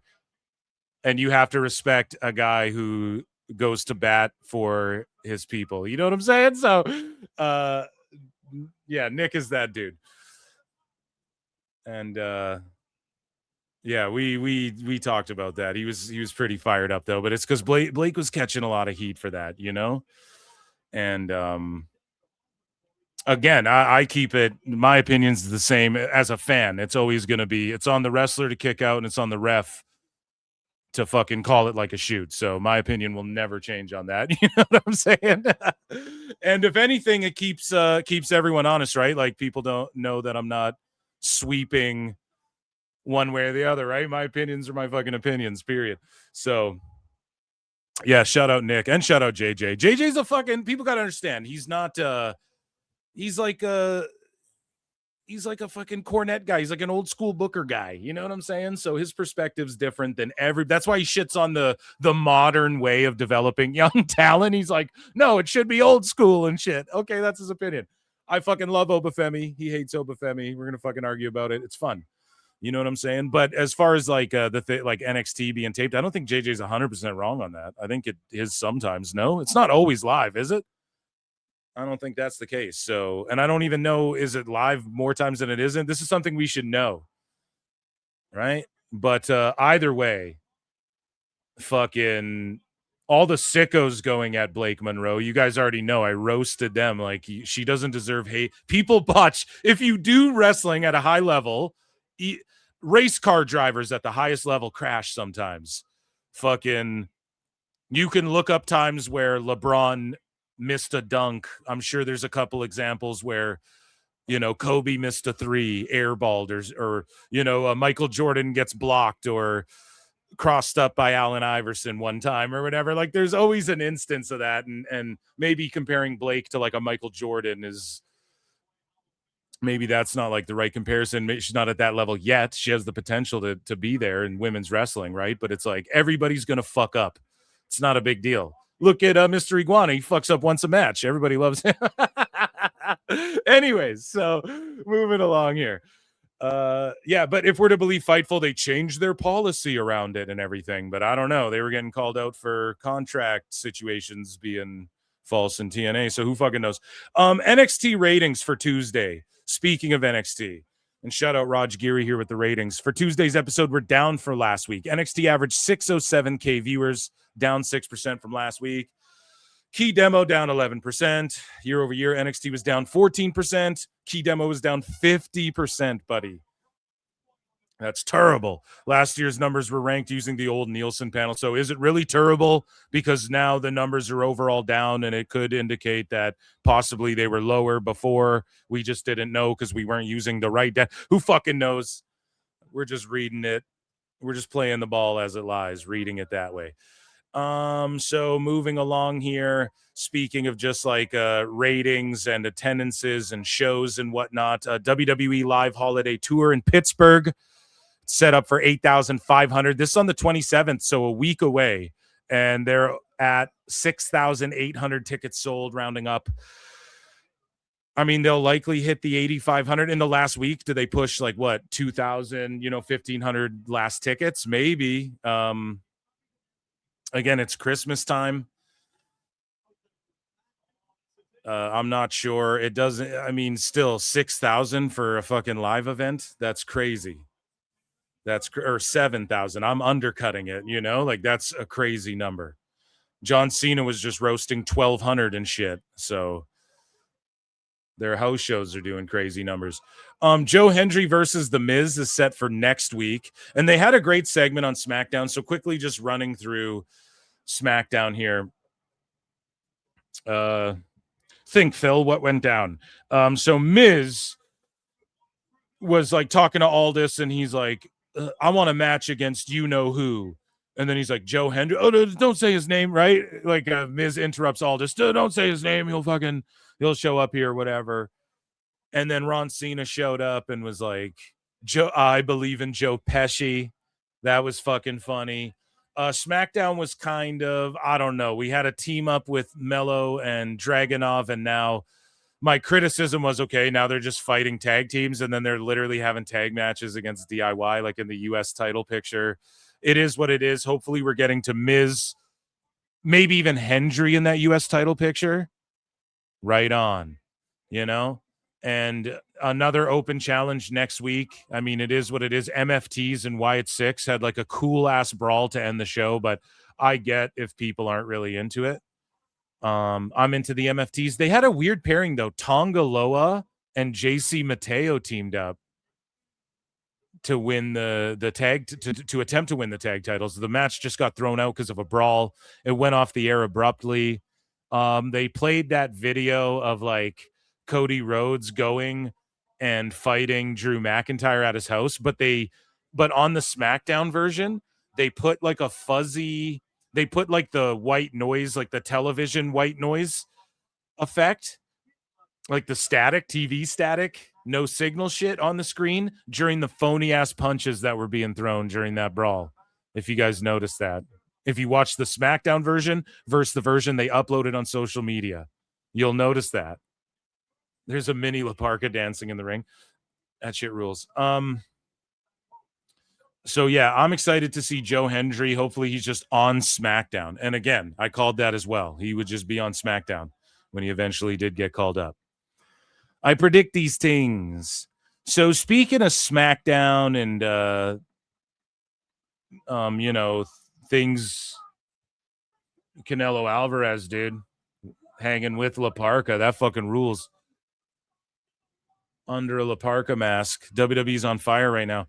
But Raw and SmackDown and all of this shit has been taped. Okay?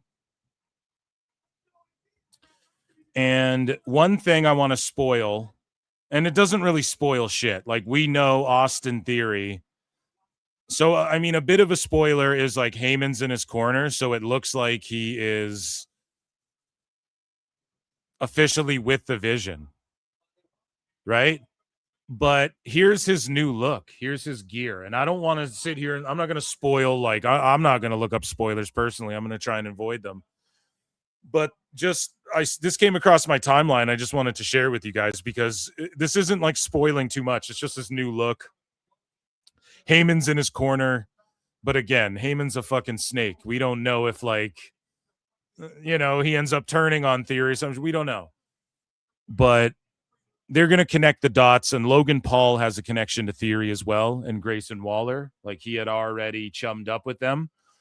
And he's just looking really fit, really focused, really tanned, really tight, and his gear looks cool as shit. It reminds me of like a Dragon Ball Z character. like removing his Saiyan armor or whatever, you know, like he looks like a Dragon Ball Z character kind of. That's what it reminds me of, if I can compare it to anything. And like his belt, it's almost like a space police logo in the middle or something, right? He looks like a villain from Power Rangers or something. I can't quite put my finger on it, but I love it. And shout out Austin Theory, and I love this new look. And I think this singles run is gonna pay off for him, even though it's like a faction run so far. But I think it's gonna pay off, and we're really gonna view this guy in the next like year or two as like a serious main event player. Hopefully, it's all we can hope for, right? And he can remind everybody that he beat John Cena and whatnot. Speaking of being super over and famous and all this shit, Fanatics, we talked about this earlier, they've reportedly pitched the idea of bringing WWE studio content to Netflix as part of a broader strategy to break into the video podcast space. So all of these retards online who are like, oh, Netflix is licking their wounds over WWE and they're going to regret it after 5 years. They can't wait to get out of the WWE business. Meanwhile, they're trying to lock up WWE pods. And that's why Fanatics already knew this. That's why they rolled all this out. That's why Jericho's going to want to get Talk as Jericho on Netflix and shit. Trust me, this is all, you know, this has all been foreseen. And the prophecy was foretold. And yeah, these video pods, that's why they're focusing on like the visual element, because it's sort of that David Letterman thing where he can just once every 6 months go, I'm talking with Adam Sandler for 2 hours, and then it gets fucking 30 million views or whatever. I'm not saying these pods are going to do that, but definitely people will love to see like Cody Rhodes talking to Timothy Chalamet and Chris Jericho talking to Sebastian Bach or whatnot. But yeah, Netflix is definitely, they're dabbling in everything. Speaking of which, as well, for all the redacts, Netflix is going to regret this. They're pulling out so hard. The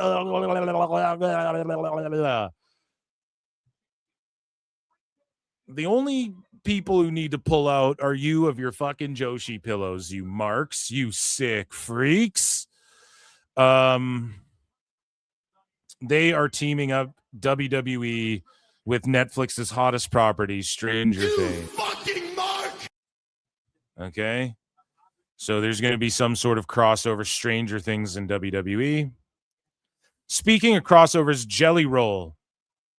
He was granted a pardon for his past crimes. I wonder if fucking Tony Hinchcliffe and Joe Rogan got him hooked up with Trump to get him pardoned for his past fucking crimes.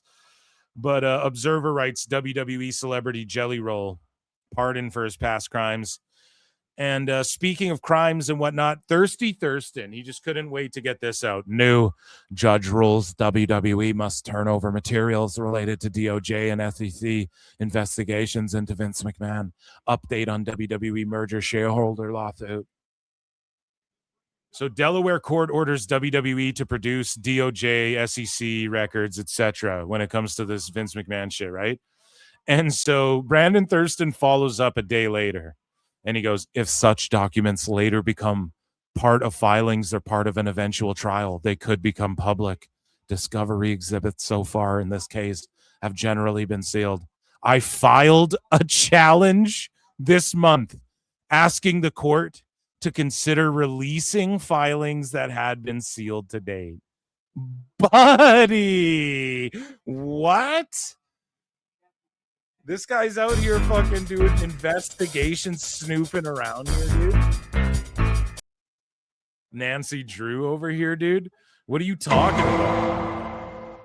What do you mean you filed a challenge this month?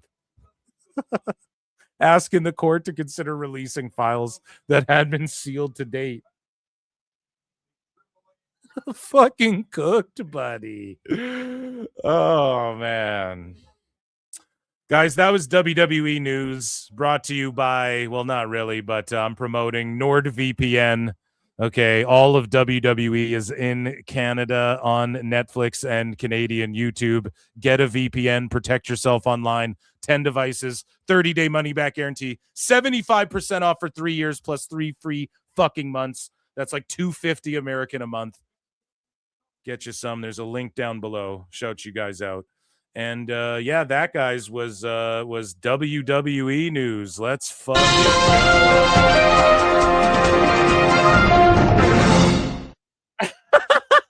What the fuck is he doing? That's fucking rat work. That fucking rat. I know, dude. He has lawsuits with some of these venues over like attendances and shit like this, dude. He said it. He said it, man.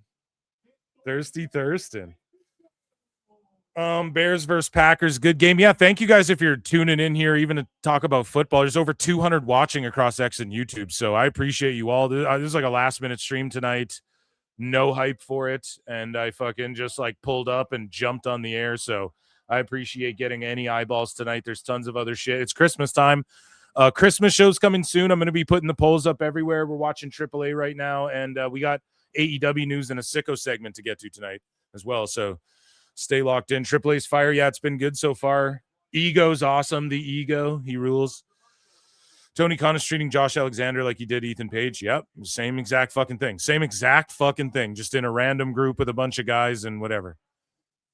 Tony Khan wanted both of the North. The public can file challenges, sealed motions in a federal court case. What Thurston done isn't uncon. Yeah, bro, we're just making. I'm just a hater, bro. Right?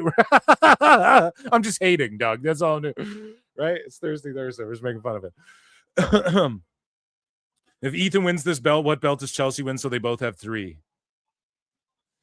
True that. What a great question. Maybe just is there a CMLL? Dummy. Is there a AAA women's title? Like, this is how new AAA all is to me. Still, even though I've watched a handful of events now, it's like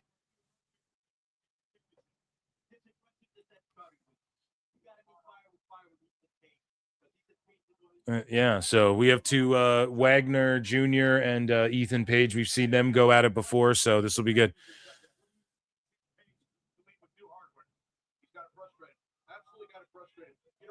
Okay, let's get into here. Yeah, I'm gonna pull up some AEW news, guys. Don't worry about it. I just need to. I'm on Tony Khan. Wowcha.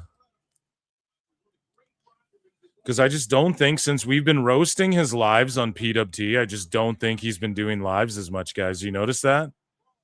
Like, we cooked every single one of them. I found a way to make every single one funny. Oh, I'm not blocked, am I? Oh, I was like, did Tone block me? He didn't. Yeah, no, man. He just doesn't go live like he was. You know what I'm saying? It's all good. Shout out Tone. I'm a fan.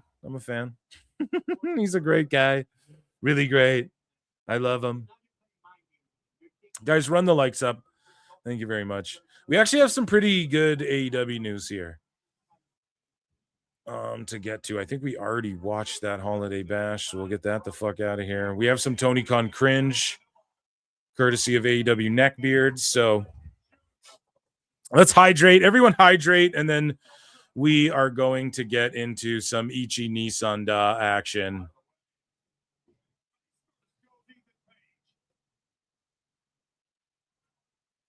Okay. Here, I chug some coffee, and then I chug some water after. That's how you got to do it.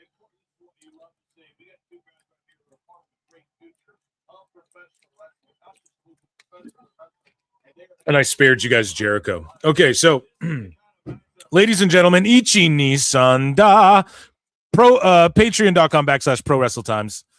Ichi Nissan Da. It is time for AEW news. Let's get into things here. And of course, you guys already know who the best guy is, which we'll play in a moment. So MJF returned here, and we have 2 notorious AEW haters, Awful Wrestling and Jobber Nation TV.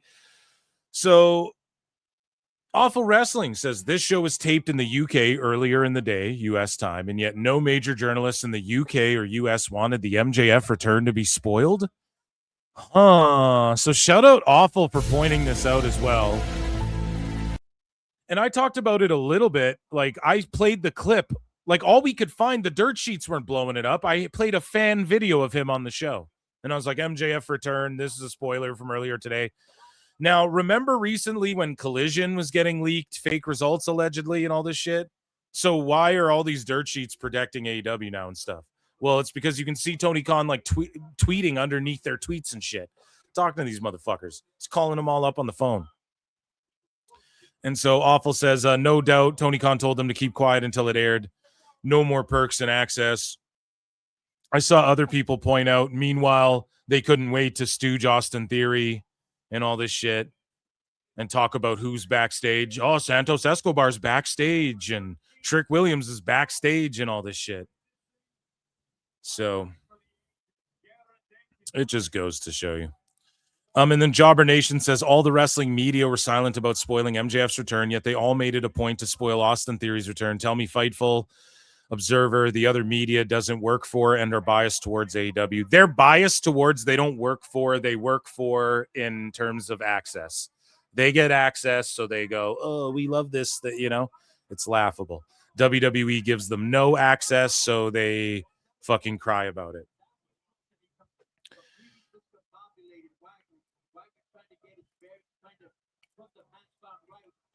So speaking of things that went down on the show, right? MJF he also is showing up back in the indies.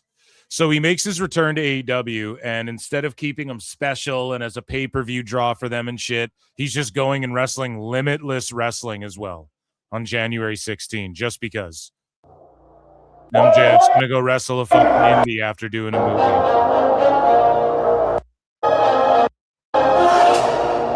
Like, you're Tony Khan's supposed to be one of his top guys. And we have a new champion in Ethan Page, who could have been one of Tony's top guys as well. But MJF just going to an indie, like, couldn't make himself feel any less special. Couldn't make his return feel any less shitty, you know? So tonight there was some AEW Collision Holiday Bash on, and Alex Windsor, who was coping over being a nepotism hire, okay, she beat Mercedes Monet. She dropped 2 titles, dude, and you know what they say. Gotta be a hoe. And the undisputed British Women's Championship is actually comprised of 2 titles, and she dropped both of those to Alex Windsor. Look at Monet's feet. See this? And she might be slowly dropping some of these titles while winning others. Her opponent back towards center, but Alex Windsor.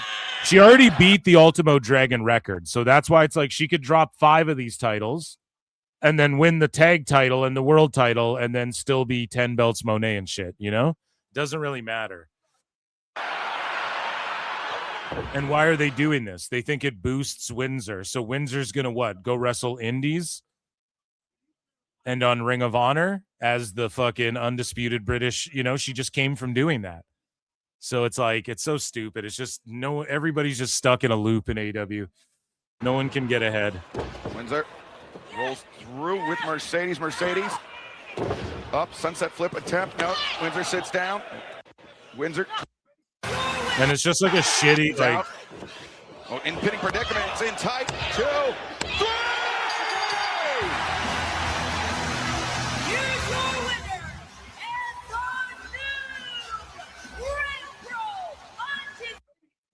So I think, yeah, see, they handed her 2 titles. So every time I'm marking out about that, I'm right. The British title is, the undisputed British title is like the combo of 2 titles. The Rev Pro British title and the British Commonwealth title or some shit like that. So I don't know. She dropped 2 of her million belts for what it's worth, right? So speaking of for what it's worth, Sting, he did his last signing under the face paint, and he gave us a heartfelt message after his final fan signing in face paint. He says, I'll be glad to get off the airplanes and trains and automobiles, but I will miss the people for sure. Absolutely. Not just the roar of the crowd wrestling, but these meet and greets, the one-on-ones, and the story time telling. It's amazing to hear everything that fans have to say. They're just so appreciative and grateful, and so am I. I just want to say thank you. I love you, all of you. I do believe that we've had a love affair going on for many decades now, and I will miss all of you for sure. there will be little bits and pieces with AEW, I'm sure, down the road.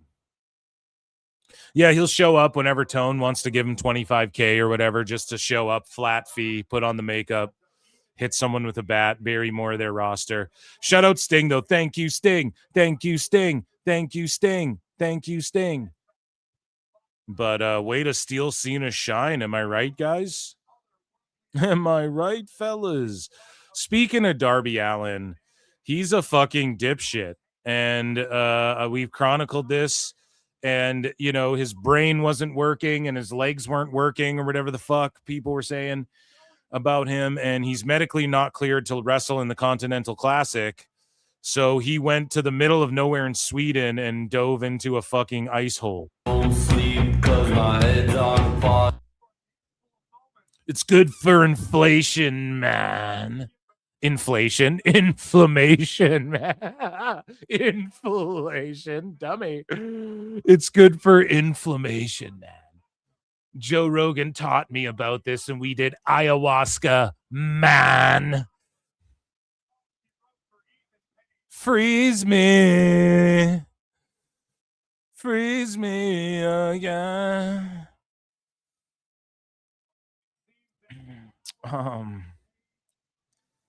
Speaking about wrestlers doing shit they love, man. Adam Cole, baby, and all the love to Adam Cole. He was gifted this custom arcade machine, or it was sent to him probably to promote it. It's been a challenging time for him this year, but this made his entire year. And this fucking rules. Look at this. What's up, everyone? It's AEW professional wrestler Adam Cole. And anyone who knows me knows my two favorite things in the entire world are professional wrestling and video games. I fortunately got the chance to meet Dennis, who works with Phantom Arcades. An absolute joy to work with him. I was so hands-on on this entire process, and I remember thinking, man, this thing's going to look awesome. And then it showed up here in person, and it's blown my mind. So I get why they gave him one, because he can promote it to everybody. But like, how many AEW fans, and it's not that it's just AEW fans, but how many other than Conrad Thompson can afford one of these fucking poor arcade people machines, buddy? don't like AEW. I really just don't get it. I mean, the OLED screen, 48 inches, all the colors pop so much. The quality of the joysticks, the stereo speakers, which if I blared, you wouldn't be able to hear me. Conrad Thompson comes on screen, and if you head down below to playwithconrad.com, you get yourself an arcade machine. Are absolutely incredible. Also, I want to give a shout out to Black Mass for this incredible design, completely custom, with a lot of my favorite games in the entire world. Again, it's been a challenging time for me this past year, and let me tell you, this made my entire year. I have quite a few collectibles when it comes to video games. Essentially like an emulator arcade machine, right? So they just program it with like every Nintendo game or whatever, like every game that was on an arcade machine ever, however you want to do it, right? And or like in the 80s or whatever, and then you go 80s collection. It's like one of those virtual arcade. Those are sick, but like, how much does that shit cost? I'm curious, you know? So they give him one in hopes he sells it to other people. And that's the name of the game. You got to love it. But at the same time, it's like, goddamn, man.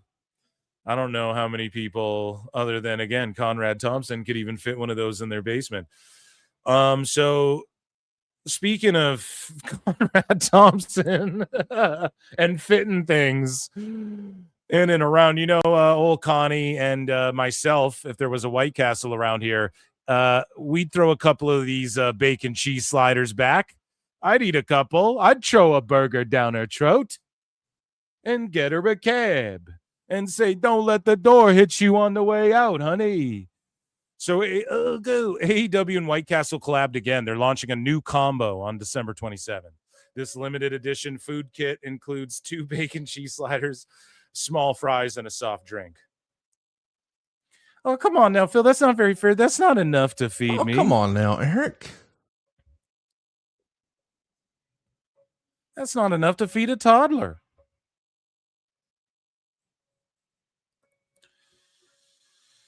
Yeah, I would eat like 4 of those myself. 4 of those AEW whatever cheese slider. Fucking, I'll take 4 of those sliders, 2 of those fries, and a couple small drinks myself personally. You know what I'm saying?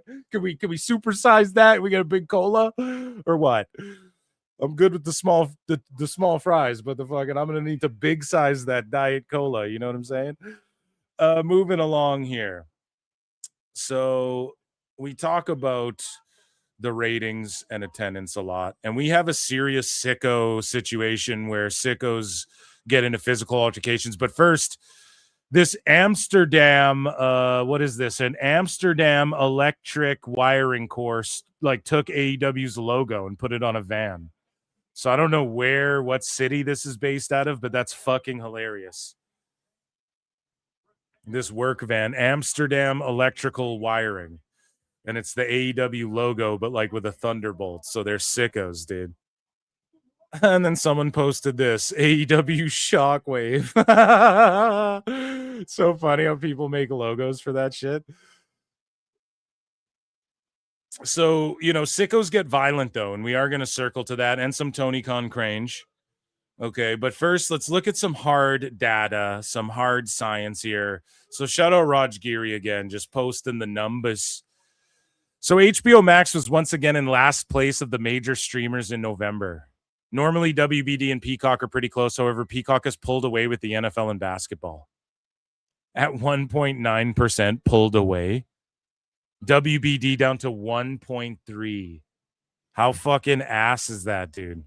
YouTube at about 13%, Netflix 8.3. That's why they're like, no, we'll keep HBO Max. Nah, dude, it'll just be a part of Netflix. There's no fucking way. There's no point. Just absorb that 1.3% and start tickling 10. Get closer to YouTube there. You know what I mean? But, yeah, the return of Stranger Things November, it had the second highest share of TV. So we can just look here. So for everybody who wants to say the pay-per-views are up, and then you look at the YouTube numbers, right? And then you go, okay, AEW's trending shittier on YouTube than they have the last few months. So it's not popular there. People say WWE's doing bad on Netflix. Bro, they're in the top 10. They're number 1.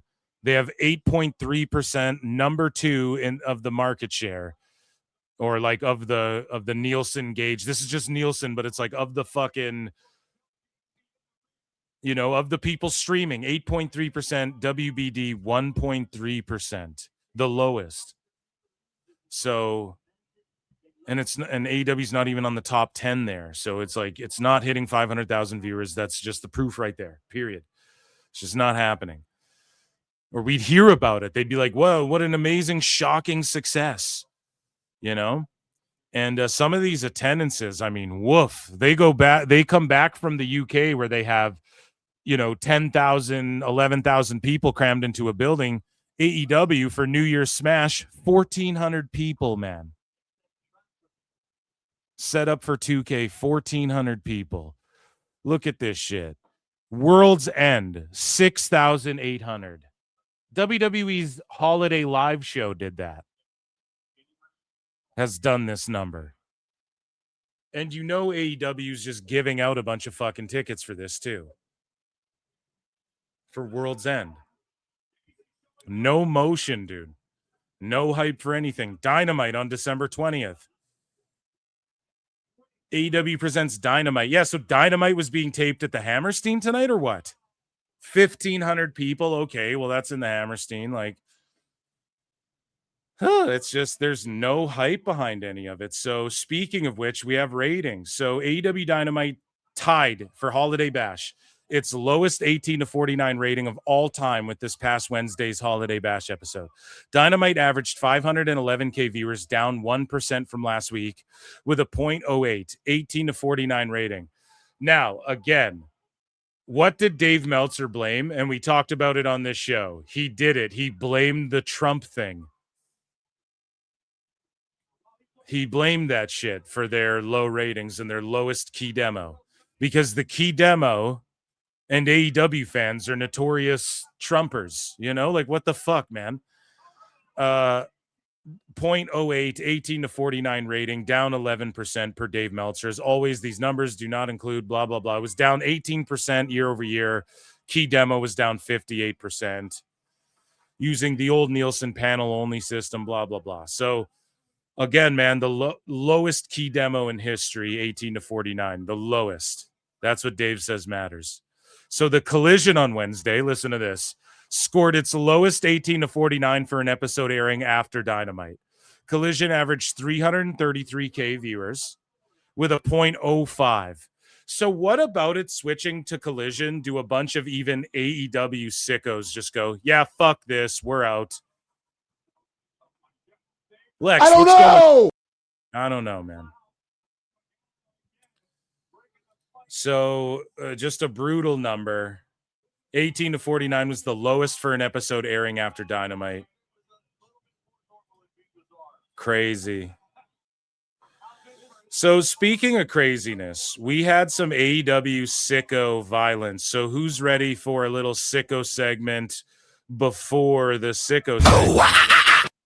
And again, man, you don't see this happen at WWE shows, really. I gotta be honest. Like, you don't see shit-stained seats and stories of people stinking and fucking people saying, oh, I was getting creeped on, or fucking people like almost throwing women off of guardrails and shit, and people being chained up in basements. You don't see all this with WWE fans. And there's more WWE fans, so you think, well, there's more of them, so clearly there's got to be at least one serial killer watching Raw every week, right? There's got to be one serial killer that's been on TV one time, caught on camera or something, right?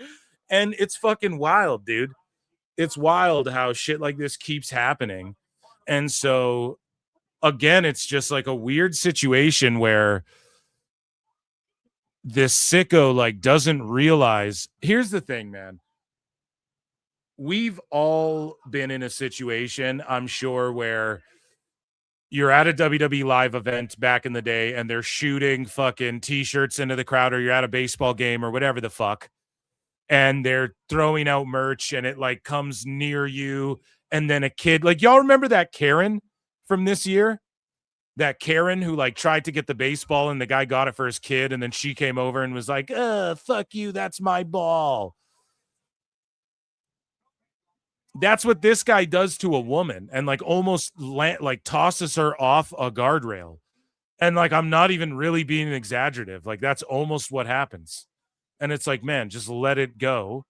When you feel someone pulling on it, okay, give it a tug to try and like, because I get it, right? There's a situation of like, okay, we're all going to give our one tug, and then someone's going to be like, so everyone's going to relent and one person's going to get it, right?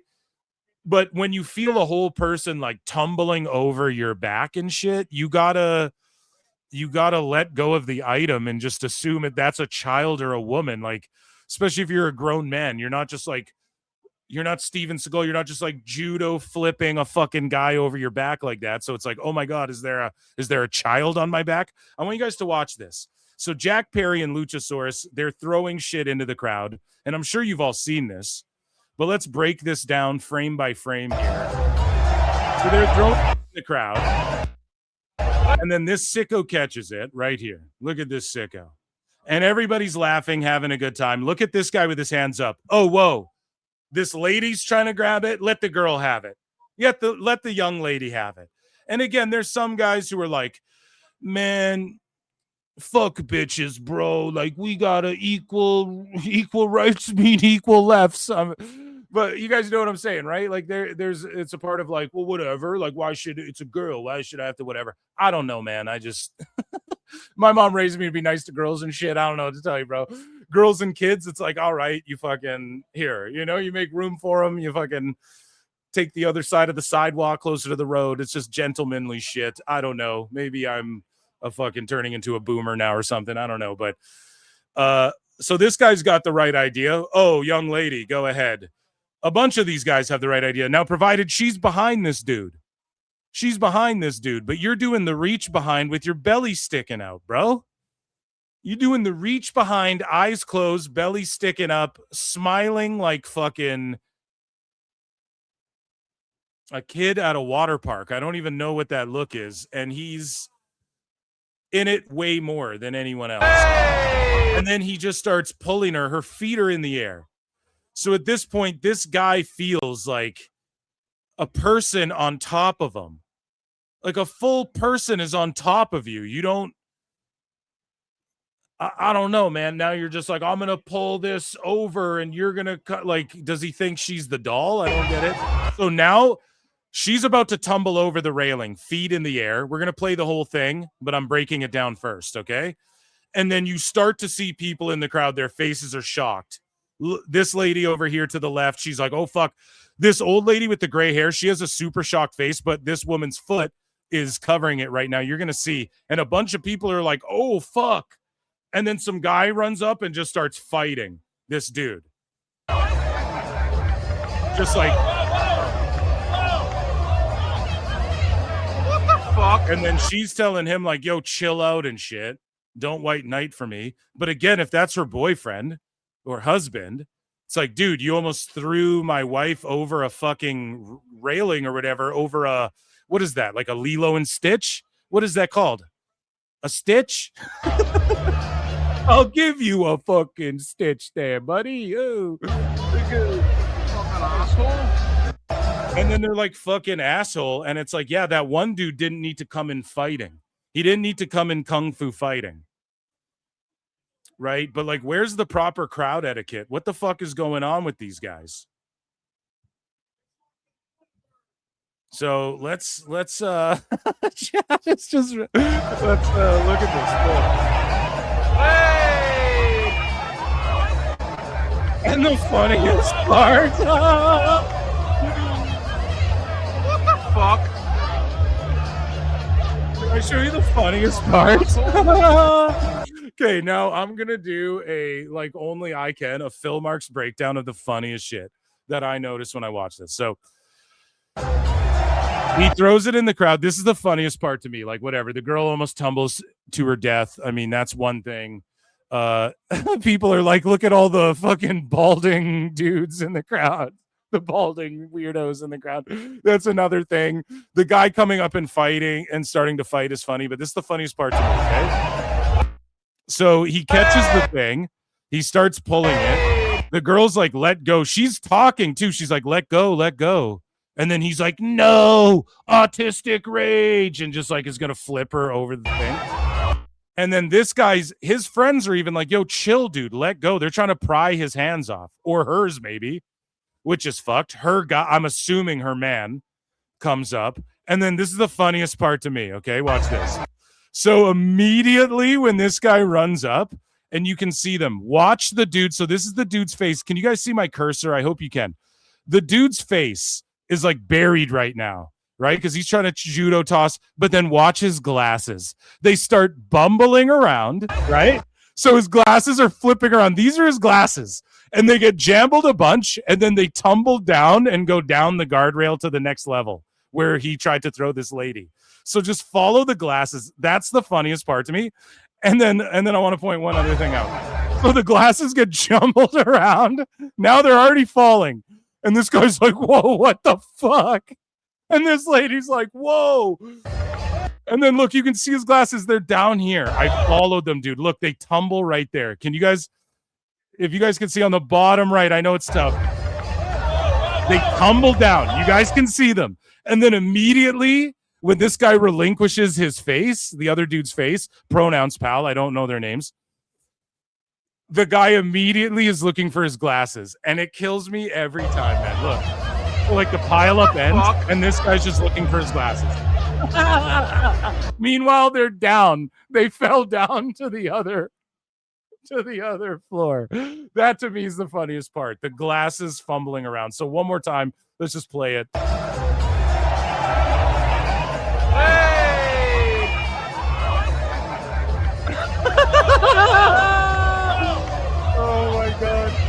The fact you can see them hit the guardrail and then hit the fucking and then fall down like another level is the funniest thing. Fucking asshole. Asshole.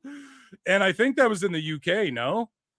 And so they edited on Collision. The fan chokehold incident was edited out of the broadcast. Of course it was, right?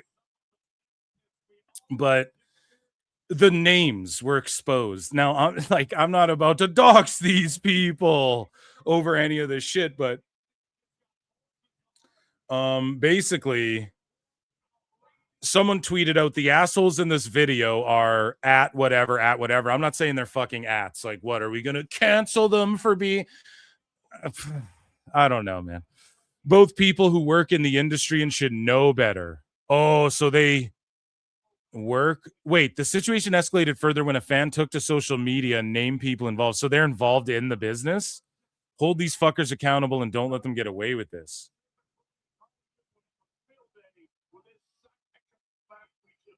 So they are involved in wrestling in some capacity, I guess. Okay, well, I'm still not going to put their Twitters on blast and shit. But okay, then that's extra markish. This is what I mean. Like, so you guys work in wrestling and you're fucking... You fucked up! You fucked up! You fucked up!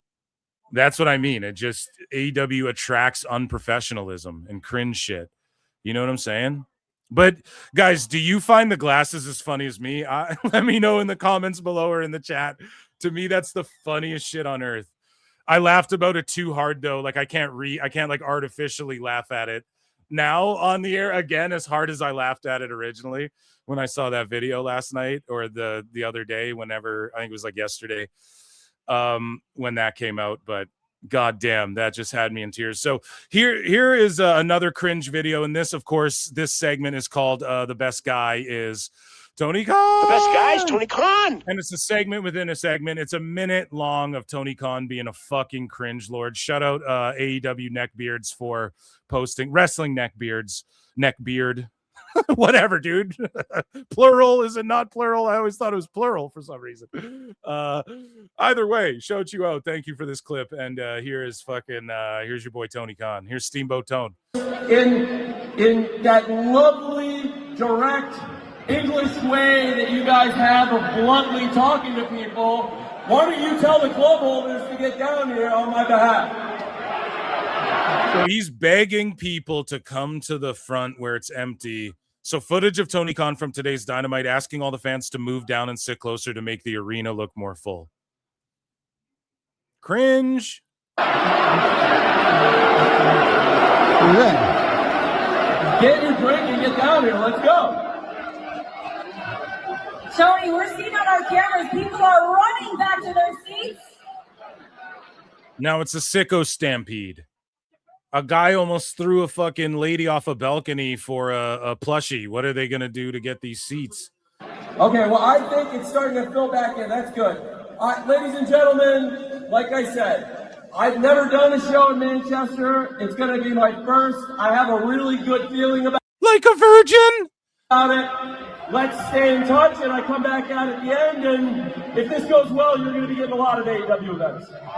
If this goes well, you're going to be getting a lot of it. Oh, wow. What a fucking incentive. What a selling point there. Way to sell the fucking game, buddy. And again, oh, capitalism, cheering for corporate capitalism. That's what people say when it comes to WWE. Tone always says this to fans. Well, I mean, if we sell a lot of shit, we'll come back. Now everyone chant pay-per-view. No one melts down about it. It's fucking cringe. And that, ladies and gentlemen, is AEW News. AEW News. Ichi Nissan da. For AEW News, guys. So, patreon.com/Pro Wrestle Times. We have a sicko segment to get into. So let me pull this up. Oh, let me check in with chat here. Yeah, guys, what did you also think? Let me know what you thought of that Wyatt 6 match. You know, you guys were talking about it a bit. That was kind of fucking cringe. No, in some parts it was a little too much. But I mean, suits the clowns and the Wyatt 6 and all that, I guess. I don't know. It's Mexico.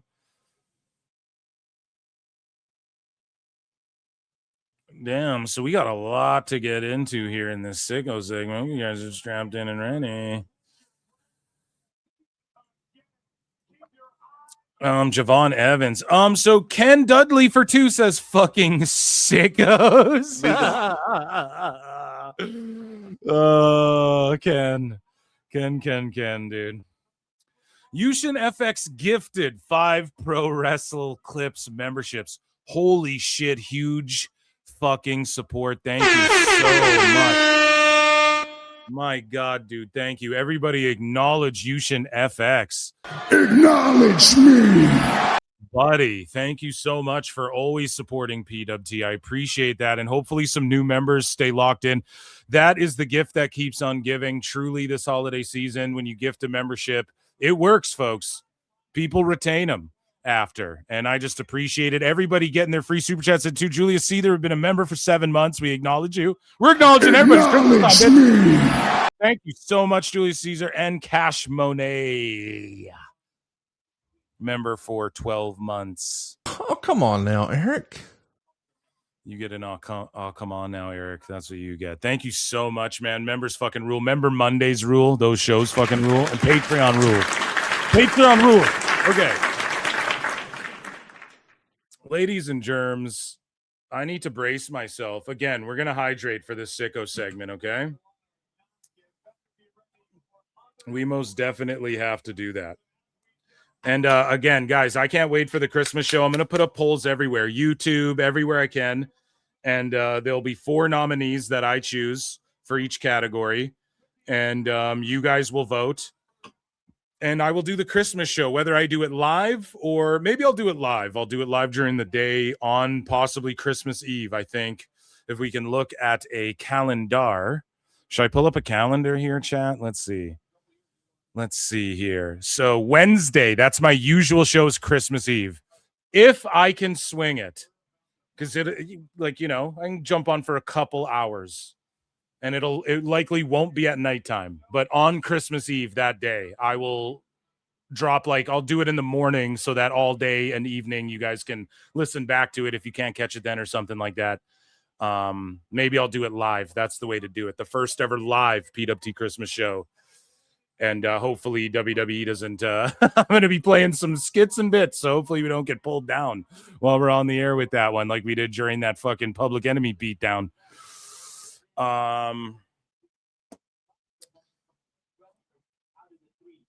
What else is chat saying? AEW got 2 of the top guys from TNA and Ace Austin and Josh Alexander. Oh, absolutely. Dude, Ace Austin, man. Oh, he should have went to NXT. Buried them in either ROH. Yeah, Alexander's just a jobber. Sauce, yeah, they fucked up. Sassy, go. This match is going to be amazing. Hell yeah. Hell yeah. It's going to be crazy. It's going to be AEW maxed, you know? It's going to be AEW maxed. Like just fucking flips. Jack Cartwheel's going to cartwheel around. More sicko stuff. Does it ever stop? Yeah, we just got to talk about, it's mostly the Jim Cornette versus that politician guy or whatever. And I'm actually going to have to pull it up because I'm not, Baby Jesus loves gifted memberships. He does. Okay, guys. Hit the like button, all that good shit. Thanks for all the support. You guys support me so goddamn much, and I love you all so much. Thank you. Make my Christmas wish come true. All I want for Christmas are sickos to do sicko shit so I can laugh at it.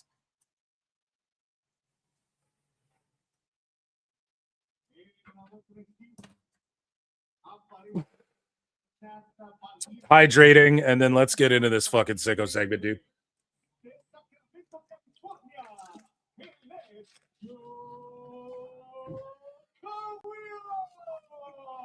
Jack Cartwheel.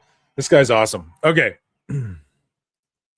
Ladies and gentlemen, it is time for nobody's favorite segment, and it is called the Sicko Segment.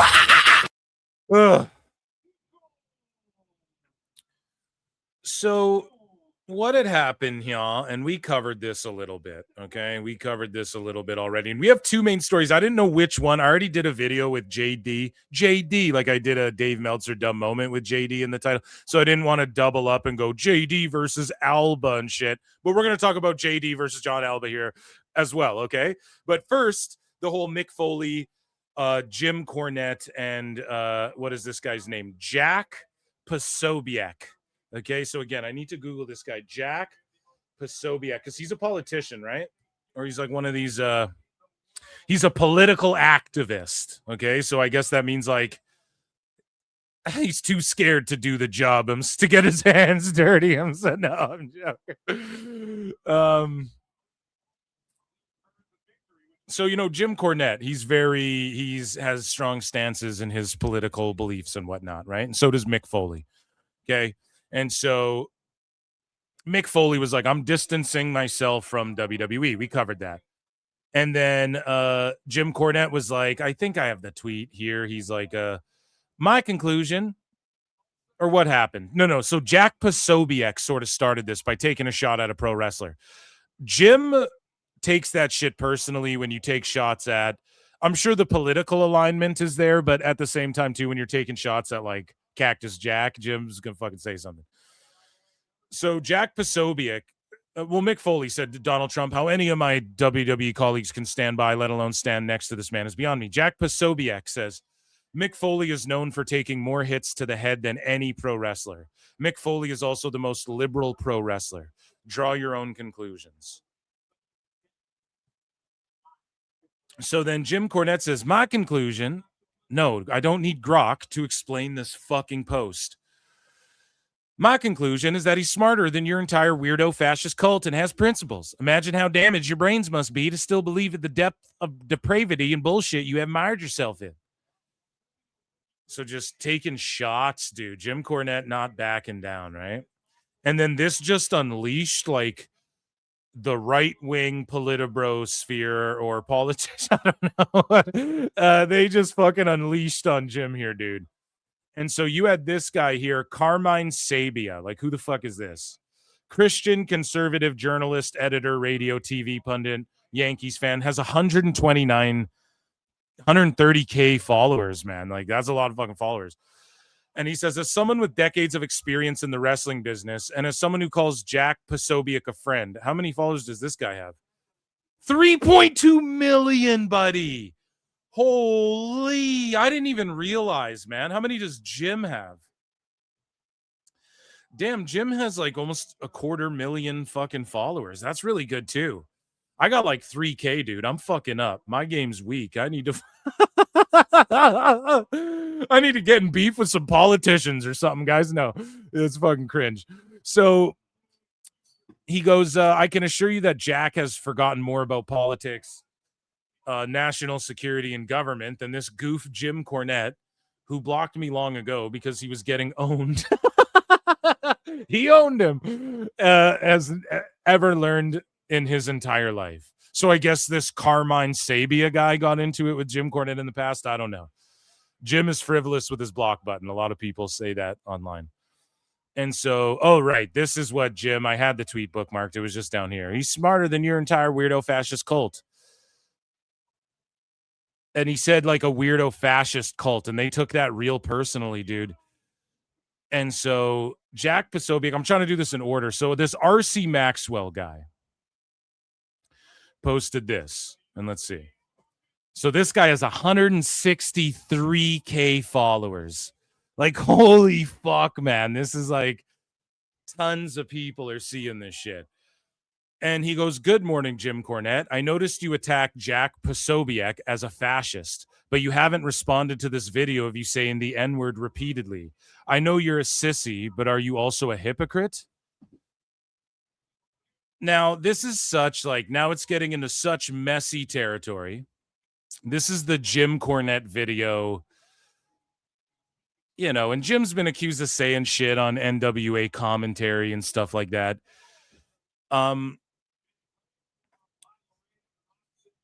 Here's the thing, man, with this whole, aren't the right-wing guys like the guys who aren't trying to cancel people for shit they did in the past and for shit they said and all this stuff? And then now when it convenes them, they want to like bring up this guy. And I'm not defending what Jim said. You won't catch me saying that shit. Okay. But it's just like, you know, man, it's everybody plays this like we're canceled and then we're going to cancel you. And then I'm canceled, but I'm on Netflix, but I make fun of it all the time. You guys know that. Can you believe that they canceled for what this person said? And then all of a sudden, oh, we're going to, this guy said we're fascists, so here's him being racialist. Like, how is that the same fucking thing? I don't even understand. I'm not defending what Jim said either. Okay, I don't know if people have heard this. can barely even hear it. Hey, it never lasts long. And so, Brian Matthews, that's when Brian Matthews walks by. Sounds like someone's in a like this was recorded in a dishwasher. You know what I mean? You can't even hear it. Get that fucking nigger out of here. That's what I want you to do. Whoa, when he heard nigger. Boy, now he is double tank. So there you go. There's Jim saying that shit. You know what I mean? And so and some people say, like, you know, Jim goes hard in the paint one way because of stuff like this, and he's trying to distance himself from whatever. And maybe there's an ounce of truth to that. People fucking change. Maybe that's just a sign of maturity, or like him just maybe he regrets this or so. I don't fucking know. Whatever. I'm not in Jim's mind. Okay, I'm not a mind reader. I don't know him.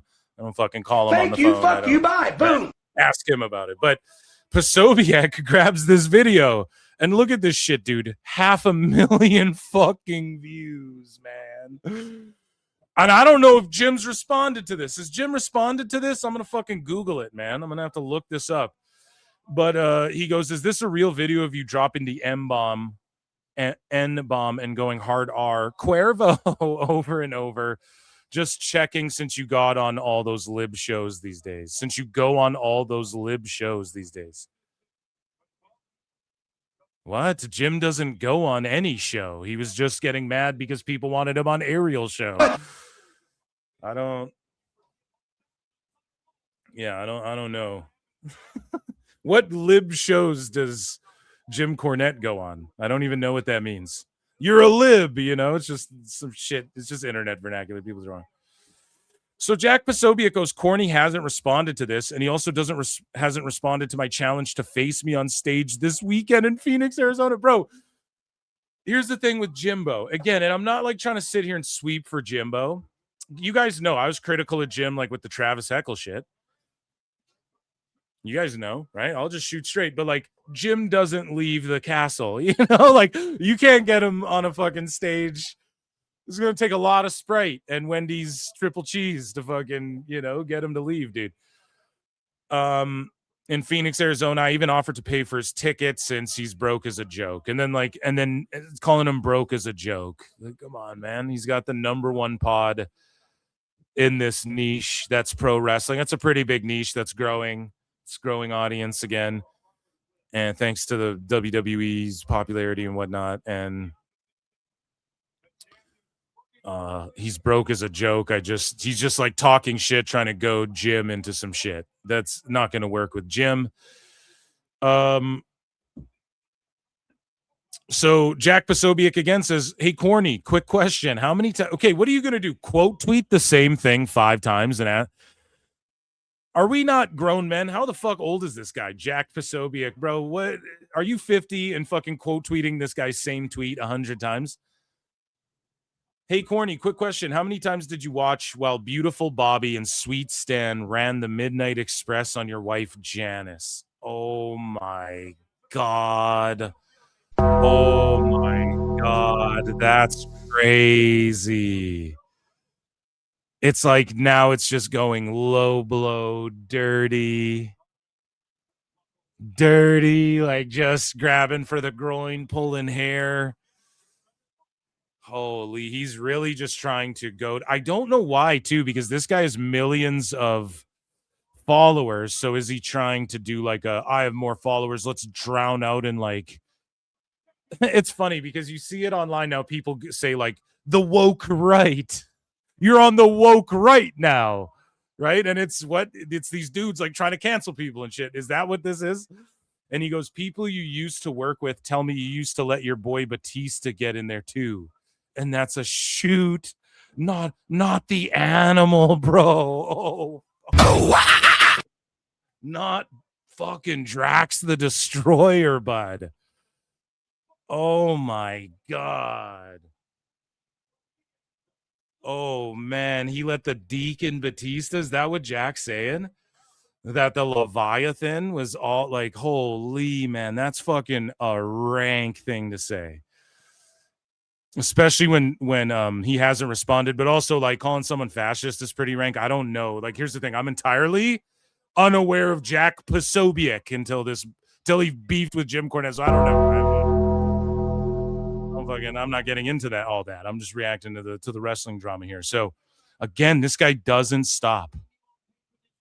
Come to AmFest this weekend and let's do this on stage, Corny. What? AmFest? So he wants to get like an Own the Libs video. I'll even pay for your ticket since you've been broke since the 90s. See, that's where you're just talking shit. Like, Jim is not broke. But holy, this guy won't give it up, man. Quote tweeted this same tweet in the same day like 7 times. How about just respond once, don't spurg out and wait for Jim to respond. And then he does respond the next day. He got to it. So Jim got to it. So because we're going in chronological order here. So Jack Posobiec says, am I saying his name right too? I don't even know this guy's name. Vince McMahon used to mock Jim Cornette for never working out a day in his life. So he's flexing. He has a relationship with Vince, dude. You know those foam mattresses? That's what it feels like if you touch Corny. Oh, it's Vince saying this. You know those foam mattresses, pal? Yeah, that's what it feels like if you touch Corny. And especially after I shit in them. Yeah. Man, so he's just talking shit, claiming that Vince and other people talk shit. And then Jack Posobiec goes, IWC-tards. Whoa, dude. He acknowledged the IWC-tards, man. This is what I mean. Wrestling's acknowledge me. Oh my God. IWC-tards finding out how deep my WWE sources are. And it's like, all right, man. So the Mick Foley thing, we covered that. And so here's like, Cornette had 2 responses. It took him 2 days to lick off his 2 responses. Cause like, what is he gonna, and then what is Jim gonna do? Respond to every fucking quote tweet that you quote tweeted of his one tweet? Like, well, how do you even engage with that? You know, I think Jim did it the right way. He just tagged him and was like, yo. So he just said, hi, awesome Magat Turd Blossom named Jack Posobiec is mad at me and Mick Foley for not liking Shitler. I never heard of this guy until yesterday, but apparently all the Yahtzee Trump fucks love him. Can anyone tell me what this dipshit's major defects are so I can pass them along to him? So Jim just jumping in deep, man. I'd like to thank Jack Posobiec for the best Christmas gift in ages. For 10 years, I've wanted to tell President Pigshit and his lying enablers what I think of them. And one of their head mouth organ cock holsters did it for me. Happy holidays, Jack. Keep spreading the word. Yeah, it's just like you're not going to get in a roast off with Jim and win, and he's not going to come debate you. And then you had a meltdown. Now, Jim just like, I don't know, all his shit against Mac, like whatever. We don't need to get political in chat. I'm certainly not gonna. It's ridiculous either way. But he handled it funny. I think Jim handled it. Because like, how do you even respond to a guy who quote tweets the same thing 7 times? Quote tweet each one and like fucking, but no. It's a fucking, what are you gonna do? You just gotta play it off, you know? Or just be like, whatever, this guy's melting down. What am I going to do? So, yeah, that was the first chunk of the Sicko segment. We have lots of shit in here, though. We got JD and stuff. Well, I don't know, not too much. Like, I think we're pretty well through the thing. But let's start with, we'll save the JD stuff. But here's what Vince Russo said about Stephanie Vaquer. So basically what had happened was, Jeff Lane started melting down. No, shout out Jeff Lane, but he was getting mad at like bodyslam.net because someone who writes for them shared a fake quote. And he was like, yo, get this community noted. Like Vince Russo never said this shit. So like Vince Russo says, someone has posted an absolute fake tweet quoting something I never said about Stephanie Vaquer, bro. This is being spread by Maddie Mania _. So this person has 10K followers Oh, maybe they're not a dirt sheet writer. Falsely and maliciously. If it is not taken down immediately, Maddie's next discussion will be with my lawyers. At some point, you will understand that you can't believe everything you read on social media. So they're going to like sue. Vince Russo's going to like sue you if you misquote him in these memes and shit. Or whatever. But here's what Vince Russo actually said. And I don't know why. I swear maybe it's from one of these banned accounts or something, but I swear I had what they misquoted him on. Oh, yeah. Luigi Wrestling is another one. Here, let's look up Luigi Wrestling. I'm going to look it up. I'm going to look up Luigi Wrestling on Twitter. Damn, he's on YouTube and shit as well. He's everywhere. I don't even know who this is, but he's a guy with like 4K subs, and he's spreading this around. This is what Vince Russo Barreau really said about Stephanie Vacquer. Depending on how far you got pushed or how far up the ladder you climbed, a big part of that was being able to cut a promo. Yeah. That is non-existent today. I swear to God, the fact that the belt is on this woman and the way she delivers and cuts a promo. Yeah. Like, there's no way when I was working, she would have ever got to that level not having the ability to cut a promo. It would have not. Bro, I remember. Yeah, it's just like people. It's like more diverse and multicultural and shit. You know what I mean, dude? Like, what are you missing here?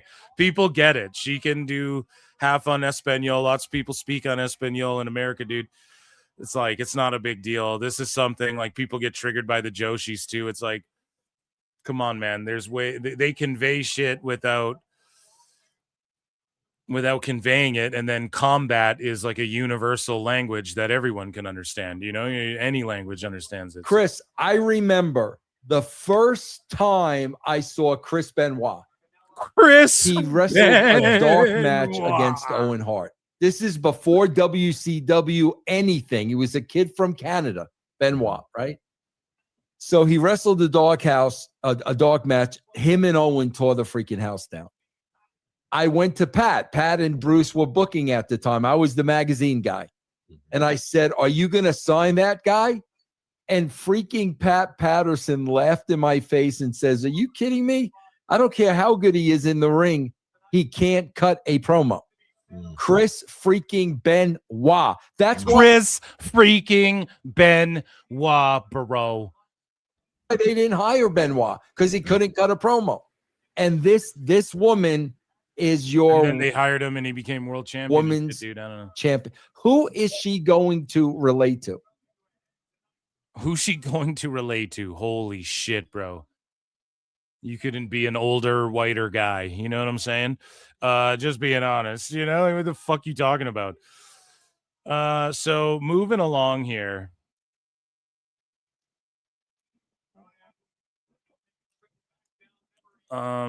Speaking of young ladies who are crushing it in pro wrestling, or some people say she's being cringe, you know, people are saying Priscilla Kelly, aka Gigi Dolan, is just being cringe. She did the vagina handshake or whatever the fuck it was. I don't know. She's doing sicko shit, essentially, on the indies. No, she's just doing like the over sexualized stuff that she did before she came to WWE type thing. And she tweeted this out. PSA, it is highly inappropriate to send personal mail or things for me to sign to my personal address if I do not know you on a personal level. Yeah, that's fucked. PSA 2, it is highly inappropriate to find my personal phone number and text me, call me, especially with vulgar, inappropriate messages. That's wild, man. Yeah, these female wrestlers, and especially like when you do what she does on the indies, like you're just going to attract troglodytes and sickos who don't get fucking laid, and they're gonna be like, well, she's asking for it, you know? And it's unfortunate, you know? Matt Hardy, speaking of unfortunate, man, Matt Hardy's getting into it with fucking Stinkashay. Speaking of people who degrade themselves for money, no, I'm joking. But Sport of Wrestling, This fucking uber sicko. Do you guys remember Sport of Wrestling? Early on in PWT, he was one of my OG lol cows. But he was honestly kind of sad. He blocked PWT, whatever the fuck. But he also, like, deleted his account, then remade it. He was like, you know, my wife is begging me to stop, like, doing this social media shit. You know, it turned into him basically being like, please, if I could just get like $1 from you from subscriptions or whatever, would let my wife know that it's like worth it. I don't know. It just got sad, honestly. And the kid's clearly like got some mental problems or something, but he's back. Sport of Wrestling. I don't know where the fuck he's been, but he's back, baby. Okay. And he had this to say. So Matt Hardy said, enter 2025 as TNA World Tag Champs after epic win at TLC BFG, beat Fraxium at MSG to successfully defend the TNA titles, lost but then regained the TNA, blah, blah, blah. He's listing credentials to a sicko who said, the most noteworthy thing y'all have done this year is you ranting on Twitter. And then Matt Hardy just took the bait and fucking went off. It's like, bro, don't even respond to a guy like that. But then Sport of Wrestling goes, he said nothing about AEW because he isn't allowed to, and WWE makes sure he isn't allowed to. What a loser and a sellout. Like, dude, you're sick, you know?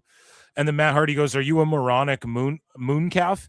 I did not work for AEW at any time in 2025. You are a loser and spreader of lies, but still, Merry Christmas. And then Ricochet goes, yes, you did, but maybe you have dementia like MVP.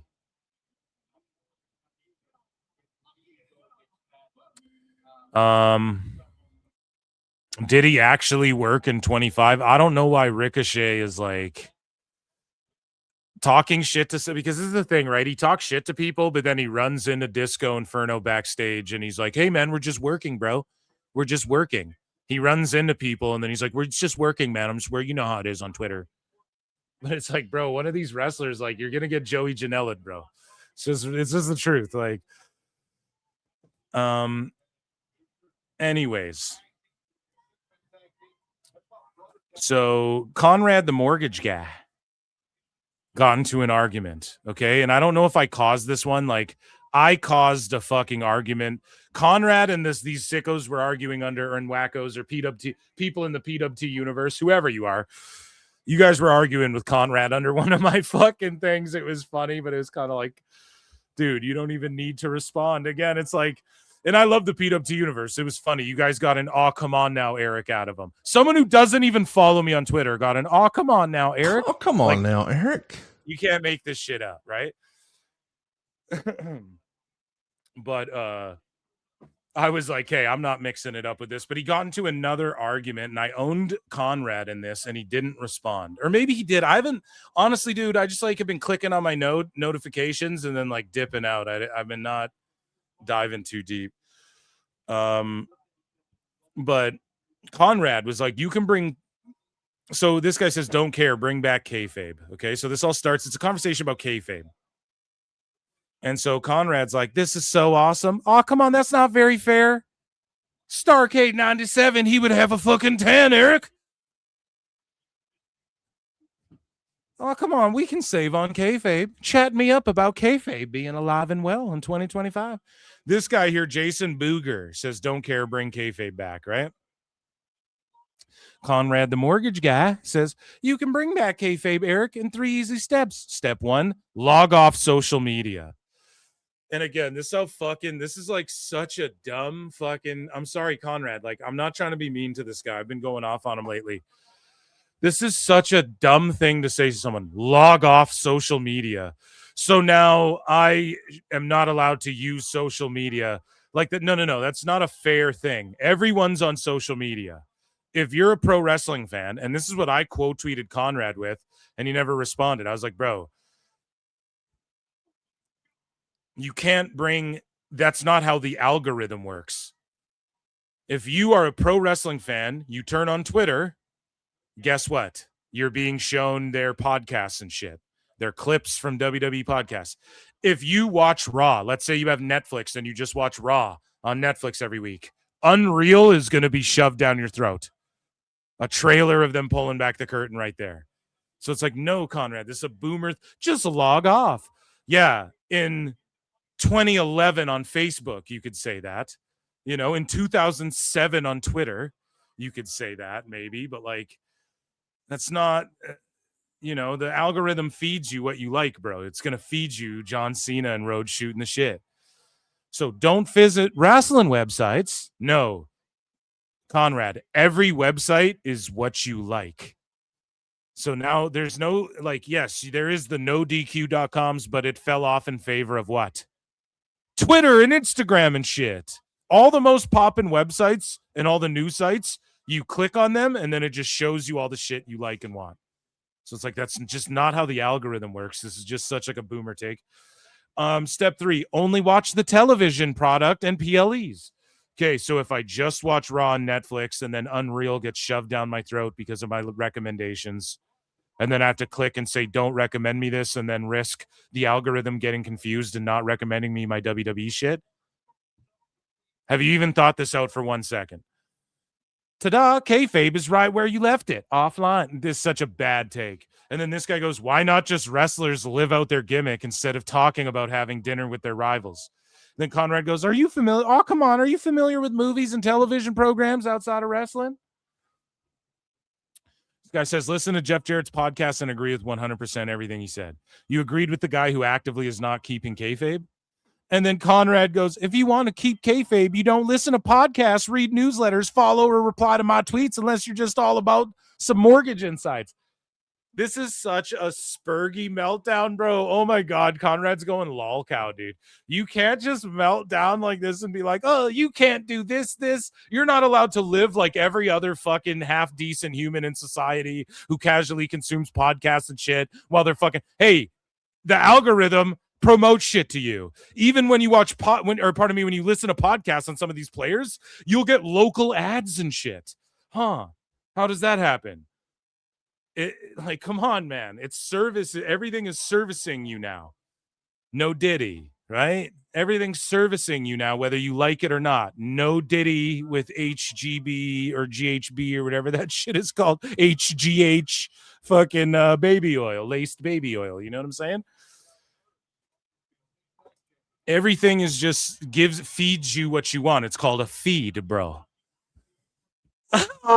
Oh man, I hate to go so hard on Conrad, but then this guy just kind of owns him. He goes, okay, you got it, man. You don't want me to follow or reply to you, I won't anymore. Kind of like when Triple H said he wishes he could tell the fans to fuck off. Well, a lot of them tuned out of the show since then.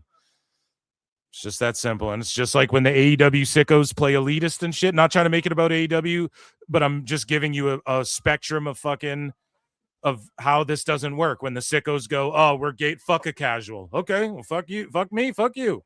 Bunch of casuals dipped out. Triple H, I tell the fans to fuck off. Bunch of people are saying, fuck you, Triple H. Don't tell us to fuck off. We're paying crazy numbers. Like, we're the reason you come across successful. You know what I mean? Conrad with the whole keeping kayfabe and shit. And then him like, oh, just don't complain about it then. No, bro, you pull the curtain back, and he's just defending it because he pulls the curtain back. Like, he's a huge part of convincing wrestlers to do pods and tell all their stories, and it ruins the allure a little bit. It is what it is. So, moving along here, JD. Now it's time for a section in the Sicko segment called JD from NY fucking owns people and gets barked at. Sure thing, bro. Sure thing. So JD, he responds to Ricochet. So this guy, Vader Claus, says, JD from NY hates AEW because they made him feel like a punk-ass nobody that he is. Truly gotten to. Donald Trump vibes, but in a very small package. He is short. But... yeah, they did, in a way, they kind of bullied JD. Really think about it. Like, he gets the most views for his pod and shit. So they all cry about his opinions on them. And then they don't care even if he makes good opinions about people from time to time. They hyper fixate on just the bad opinions. And then they get in their fucking panties about it. Right? And they get in their little fifis about it. And then they cry, and then they all team up and print t-shirts with AI versions of him and wear it around like fucking fangirls and talk about him and cope and cry and seethe over this guy constantly, nonstop. And then they keep punching at him, and then they think what? Like it's lame. And here's the other thing. It's lame to punch down.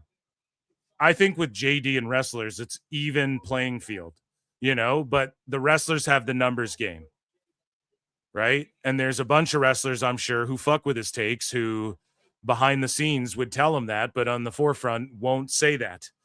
There's people like that in the fucking wrestling world with PWT, okay?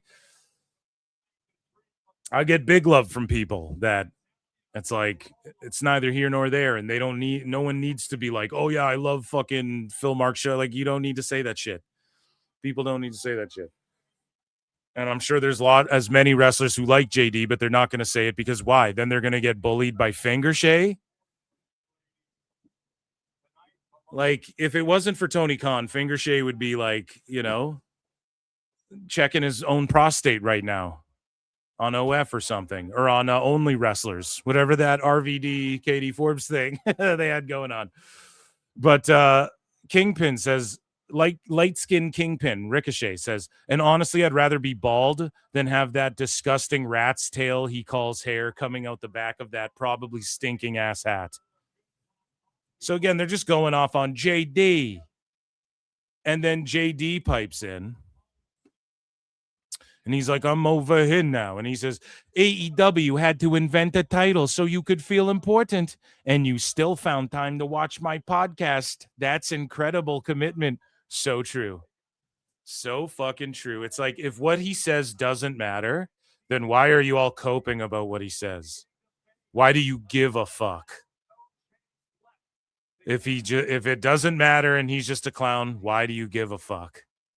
This is the thing. People don't get this, and it's because they're egotistical. They exist in a bubble, and they're getting paid a shitload of money to do nothing, and they're entitled.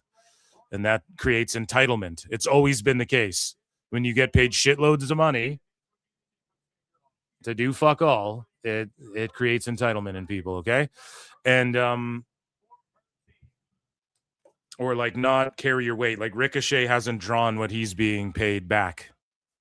Period. So it's just like, why do you care? This has happened with me too, where dirt sheets get fucking mad at me, and it's like, why do you care? I have fucking a third of your subs, and if I don't matter, then why are you triggered by what the fuck I'm saying? It's just like, shut the fuck up.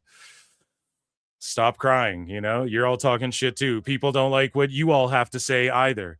But like Dax, for him to be a 40-something-year-old man wearing this fucking shirt, after party, him waiting outside. And I will say this, JD, you don't need to be in with these people. Like the reason they're able to clown him is because he wants to be in the after parties and shit.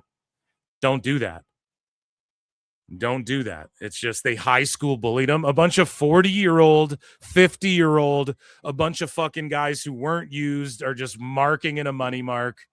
High school bullied this other dude who's graying, has gray in his fucking hair and beard, podcaster, because he said shit about Mercedes Moné once. After glazing the company for how many years?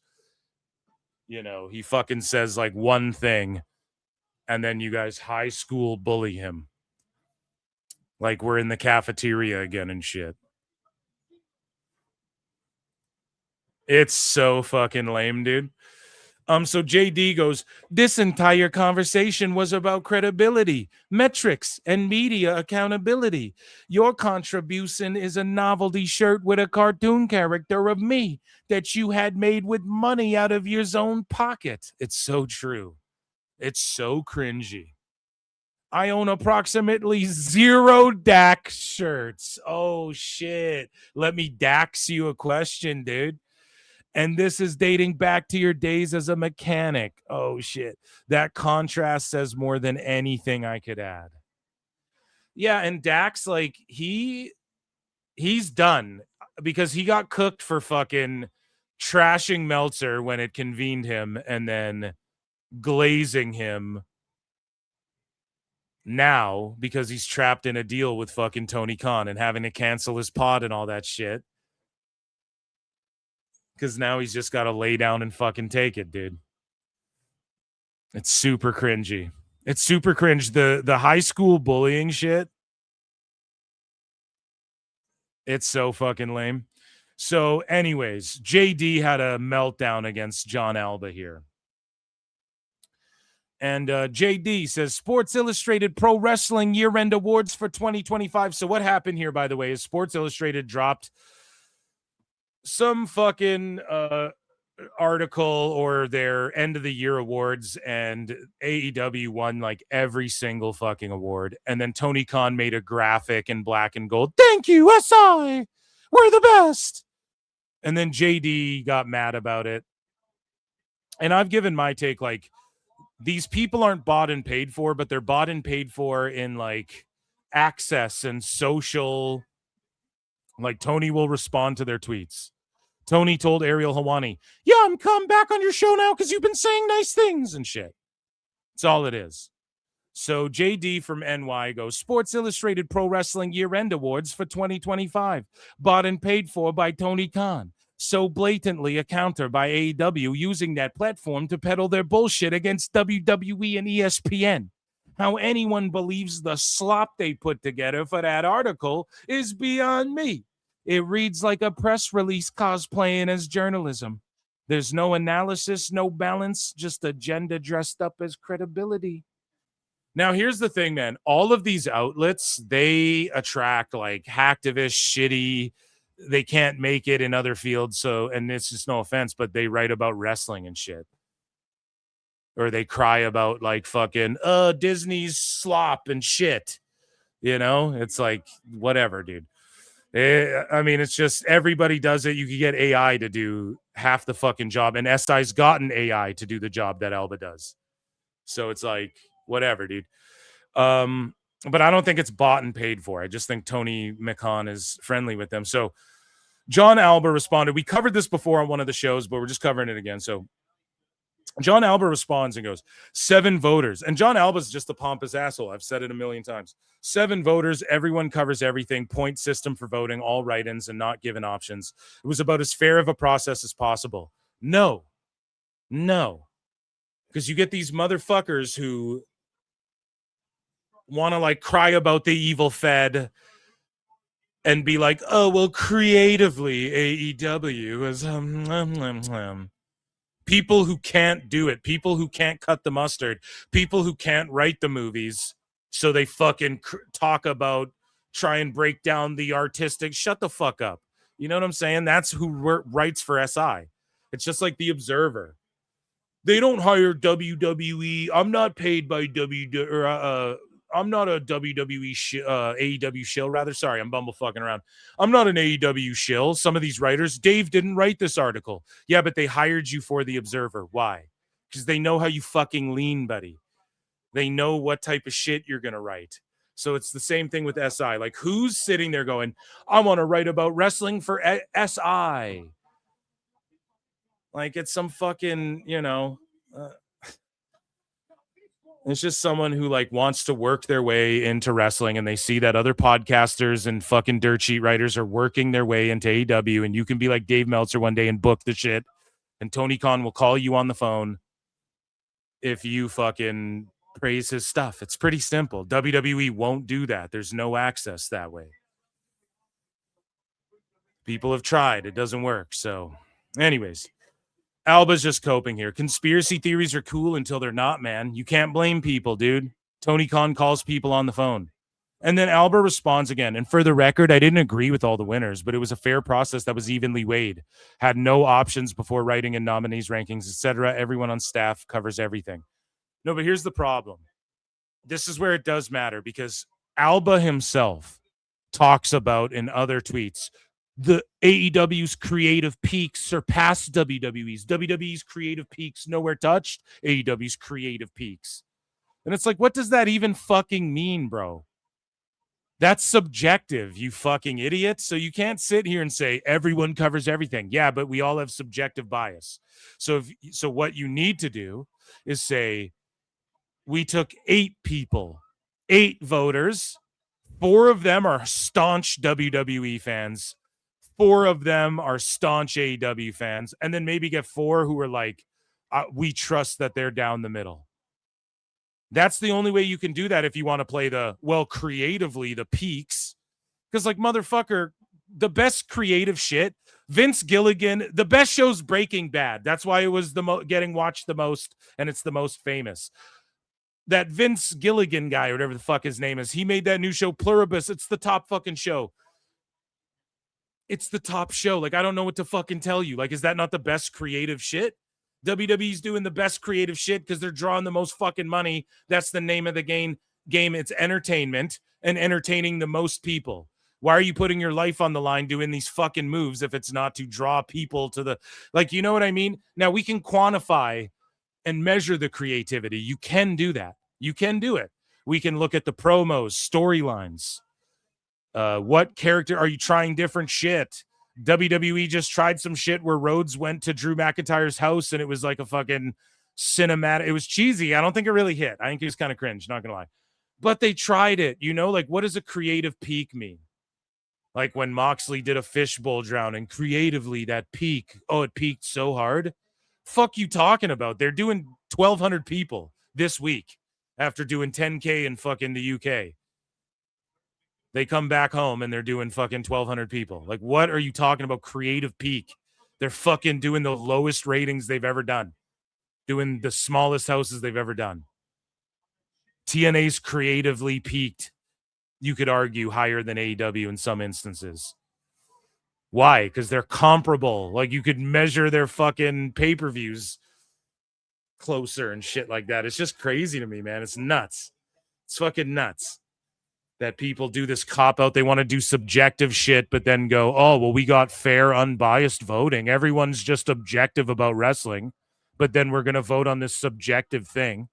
It's fucking just dumb. It's retarded to begin with. So to be like, no, there's no way this could be a flawed system. It's flawless. We're infallible. No, you're just being a pompous asshole. People can be wrong, Jon Alba. You asshole. He rubs me the wrong fucking way, big time. JD from NY goes, points voters? Who gives a shit? John, the publication couldn't realize the difference between heel turn and heel run. Naomi's turn was better than John Cena. Opinion is opinion, but the claim anywhere that John Cena's heel turn didn't shake the industry on the night that it happened to its core is preposterous. And this is coming from someone who loves Naomi's work. I'm overhead now. WWE having a down year does not automatically make the other company promotion of the year. Exactly. Just because WWE had a year that people go, oh, it wasn't as good as the year before. It doesn't mean that automatically AEW or Nuge was better, though. They always play this game. Like, WWE can do all this good shit one year where it's like, man, this wasn't as good as the last 2, but it was still really good when you look at shit objectively, man. You got AJ Lee, you got a bunch of shit this year. It's not good enough. Oh, well, they're down, actually, and AEW's kind of in the mix. It's like, no, man. This would happen with TNA, too, back in the day. I didn't have a pod back then, but moving along. So JD says, and this is coming from promotion of the year awards are supposed to earned on performance, not granted by default. And exactly, performance is like, are the AAA talents not performing at a high level? Or are they not doing their best to put on great shows and they're not drawing now? Like, it's 1-to-1, dude. We can track it. The best shit draws the most. Taylor Swift isn't the best singer. Like, yeah, so you guys admit you just, like, move corn. Like, yeah, she can't hit all the octaves. I'm sure there's some girl in a fucking church choir somewhere that can sing like Axl Rose in his prime, but, like, she put in the effort and said the point of why I'm doing it, like, I'm going to get eyeballs on this shit. She doesn't just sing because it's in her soul and it's it's all those things. That's why she's so good at it. But you got to make money doing what you love. That's should be everybody's goal. You know what I'm saying? Or at least like love light, like love what you're doing enough to have it not like impede your life and like I'm home miserable every fucking day. You know, like if you go, man, my job's fucking solid. I make good money. I get a fucking pizza and a 6-pack at the end of the week. I ain't crying. You know, they're fucking great. You know, that's amazing too. But yeah, it's just such a dumb thing when people do these fucking comparisons. So JD's on point here. JD's on point. JD, we need a JD Phil Marks crossover, dude. I see people commenting it and shit a lot more, and it'll happen for sure. It'll happen. I have faith, right? But AEW's 2025 metrics across attendance, ratings, demo stability, live gates, and overall growth were objectively its weakest since launch. If those numbers still qualify as promotion of the year, then the criteria itself is meaningless. Promotion of the year should reflect momentum, growth, and audience demand in 2025. I got to like this one. He's cooking, dude. AEW had none of those. That doesn't make WWE great. It just makes Sports Illustrated unserious. Holy, I got to retweet that one. That's a great one because it's true. Okay, let's argue WWE wasn't great. Awesome. Was it still not? And okay, like take just WWE, take the tribalism out of it. It sold the most shit. It got the most eyeballs, the most pops, the biggest pops, the largest gates. It's got to be the best shit. It's that simple. No, well, Wagyu beef's better than McDonald's. A bunch of people saying that who've never eaten Wagyu beef in their lives, who eat McDonald's a couple times a month. Because McDonald's isn't designed to do what Wagyu beef does. It's not a 5-star Michelin star restaurant. That's a restaurant. Dumb. It's raw. That's where you go. You go to Hell's Kitchen if you want Wagyu beef. You know what I'm saying?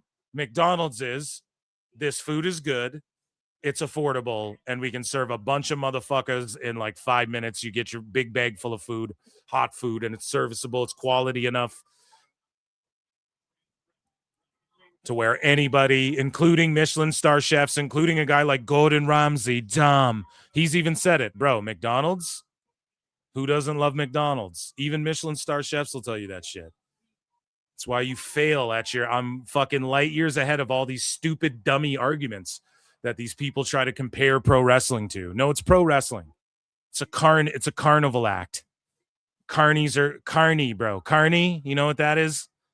Trying to get money, okay? They're trying to weasel money out of little kids throwing darts at balloons. You know what I'm saying? They're fucking, it's a carnival act. You're trying to draw people. Period, point blank. That's why you do it. I'm sorry. So Jon Alba has this to say.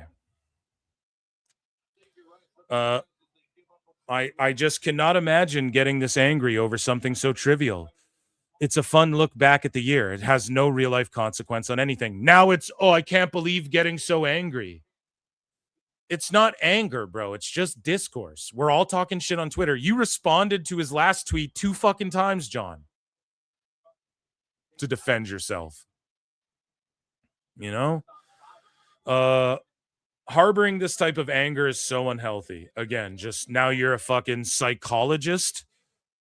You're a psychiatrist, a psychologist. I'm a telekinet. I don't even. Is it a psychiatrist? Now you're a psychiatrist. You're fucking diagnosing this guy. And JD goes, who's angry? LOL. No angry here. No anger here. Now go and get your fucking shine box. No. Just a little disagreement, honey. Criticism isn't emotion. It's analysis. If awards are subjective fun, that's fine. But once you frame them as authoritative, people are allowed to challenge the logic without being told they're unhealthy. Funny how it's just for fun only comes up after the criticism starts. So true. Like, John, if it was just for fun, that would have been your first. It's like if somebody came to me and were like, man, these PWT awards are all wrong and garbage. Like when we do them at the end of the year, I'm going to go, yeah, because fucking 100, we're lucky if 300 people vote on everything. You know what I'm saying? So, like, yeah, I know. We're just having fun over here. So, it's funny. Moving along here. So Jon Alba says, well, let's read this because I think JD yeah. Alba says, who on our staff has framed this as authoritative? bro, it's because you were defensive. Here's the thing. Authoritative, people just nitpick words like redacts, like, and it does matter. It does matter. Words matter, okay? But authoritative might be strong, but he just means like your response being defensive is what I think JD tried to say, but he was cooking, so you just got to let him cook. But like you're being defensive, and then when people go, well, this is stupid. No, it was absolutely the most unbiased thing ever, is what Jon Alba is pretty much saying. So then he's sitting here saying like, okay, so it's an authoritative, it's like the definitive end all be all. It can't in no way be biased. John, is that what you're saying? But he's not saying that. He's just like, you know, the implications there. So JD's putting it into his response, but then you're going to hyperfixate on like this strong word, I guess. But it's like, you know what he's saying, Jon Alba. You know what JD's saying. Like, then your response would have just been, hey, JD, it's all for fun, man. Like I think it's pretty unbiased, but maybe it's biased. I don't know. It's fun. I say that to chat all the time. Maybe I'm wrong. Maybe I'm just off on this take. I don't know, chat. What do you guys think? That, you know, like, what the fuck? Why can't you just do that? But instead, this is what Dave does as well. The star ratings are stupid. No, they're objective. I give star ratings to matches I don't like, Brian. It's fucking horseshit. So Jon Alba says, who on our staff has framed this as authoritative? You. This is how our panel picked it. It's going to be different from other outlets. It's quite literally just shining light on accomplishments in the industry this year. Yeah, not even accomplishments, like sort of like manufactured accomplishments, right? Like saying Hangman was the wrestler of the year. Okay, well, we can like measure that, but if you just subjectively, let's give him this accomplishment and this distinction of we think Hangman's the wrestler of the year here at SI. Okay, that's fine, but again, it is what it is. JD from NY says, John, publishing year-end awards for a legacy outlet. Here's the problem, though. It is Sports Illustrated. And so JD, I think, would have more of a point if Sports Illustrated didn't so openly fall off, dude. Like, it fell off so hard that people just do not take it seriously, period. Like, it's become a fucking joke, you know? It's like Rotten Tomatoes. You see the Rotten Tomatoes for a movie, and you're like, I don't even care what this... Like, okay, The Rock, people are shitting on Smashing Machine. The Rock is, like, getting nominated for an award or two for that shit. Maybe that's not a good analogy, but you guys know what I mean? Like, or a comparison, rather. Or a good movie poll. But Rotten Tomatoes will fucking give a rate. They'll be like, this movie was 100%, and then people see it and they're like, no, it wasn't, or they're like, this movie was shit, and everyone's like, and then people don't go see it in theaters, and then after it comes out, they're like, nah, man, this is a pretty good movie, and then it has a cult following after or something. You know, it's like Rotten Tomatoes has fallen off. IGN, you can't take their ratings serious. SI's in that category. So JD, like, I get it. Some people view Sports Illustrated like, man, that was, dude, when I was a kid, that's what I would get. I would go to the library and I would get Sports Illustrateds. Like, I'd try and get the most recent one and shit. And like, I loved SI and like SI Kids when I was young and shit. Like, it was the most reputable shit, but SI's fallen so far from grace that like, I just don't think this is the publication that like, they don't have the credibility they once did, you know? And then the AI scandal, and then Alba's like running it. You know, so John, publishing year-end awards for a legacy outlet inherently frames them as authoritative. True, that is accurate, but SIs just fall off. So if they're just one panel's opinion and not meant to carry weight, then criticism of the conclusions shouldn't be met with defensiveness or personal commentary. Boom. Boom, dude. JD, again, points JD. 100%, man, because this is the Sure thing, bro. Sure thing. This is the thing, man. If it's not that serious, and I guess I already said this, so I'm not, whatever. His response would have been, it's not that serious, bro. We're just picking these things. You wouldn't have said JD's so angry and it's unhealthy and all this shit. You know what I mean? Like, you went ad hominem on him. You can't downplay the authority of the platform after leaning on it. You don't get to invoke Sports Illustrated's brand in history to shine a light and pretend it carries no authority when people question the results. JD, it doesn't hold a third. SI fell off, bro. It's done. It's cooked. It's finished. It's Playboy. It's over. Okay? So, I mean, yes, he is right, and some people might view Sports Illustrated that way, but at the same time, it's not like this is ESPN or something, you know? Awards can be subjective and still reflect standards. The issue isn't that your panel differed. It's that the results require ignoring every major metric of the year to make sense. Yeah, and I say that all the time too. Like every measurable and palatable metric, every scientifically measurable and palatable metric, WWE washes AEW. So it's like, that's not a competition, in my opinion. Like, how is that a fucking contest? If we all went to the gym and like somebody lifted more weights than me and then jumped higher than me and then did more chin-ups than me, more push-ups, more sit-ups, more laps or whatever, and then I go, oh, but I'm a challenge. I challenge you athletically. Like, what challenge are you athletically to somebody? You know, it's maybe that's a bad analogy too. I don't know. Tell me if I'm redacted, but JD's spot on with this, and he cooked him. Now go and get your fucking shine box, Alba. That was the put me out of my misery.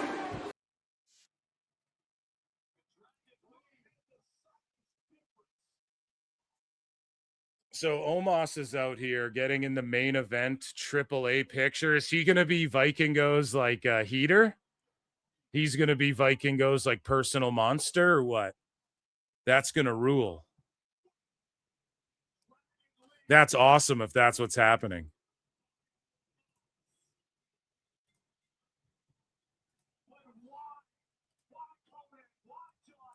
Fucking Omos, guys. Yes, him and Vikingo rules. I love it. I love it. I love it. I love it. I love it. Because then Vikingo can hide behind Omos. Maybe it would have been better with El Grande, but I give it a chance here. Because El Grande might like face off against Omos and shit and have to figure out, you know, like who can stop Omos. Hamburguesa?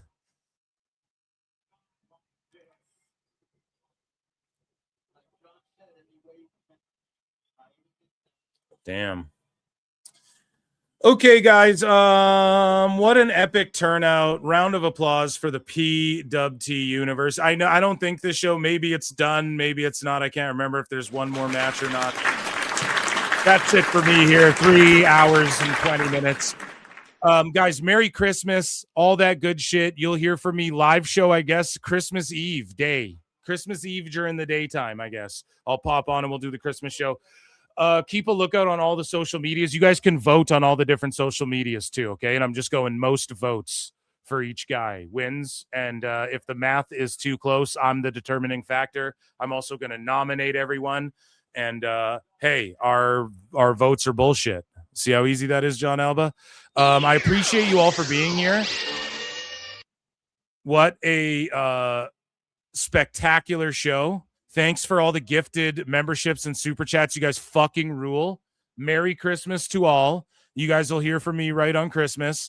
And, man, Member Monday as well. Become a member, only 99 cents, or become a patron. And Member Monday on Monday. We're going to have some fun on Monday. Okay, guys? I think we're going to do it during the day show, member stream, and we're going to have some fun. Okay? I promise you that. So, I know that AAA is still on, guys, but I am going to get out of here. I appreciate you all. I bid you all adieu. Until next time, I'll see you in the Upside Down. Go enjoy this main event without me talking in your goddamn ear. We'll react to it. If there isn't there like a Dom match or something? We will react to it together on Member Monday. We'll talk about it, okay? I've been Phil Marks. You guys fucking rule. Thank you so much. See you guys in the Upside Down. Peace.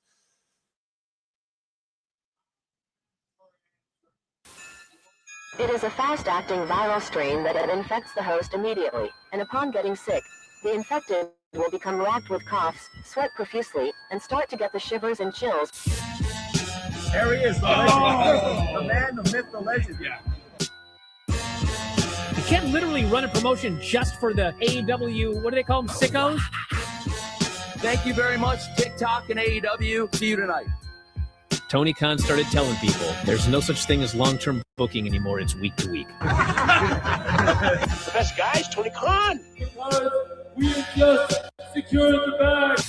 It's not like I tried to be a character. It was just sort of happened naturally. But it was never something I intended. It was just something that happened because the wrestlers asked me to do things in matches, and I do them.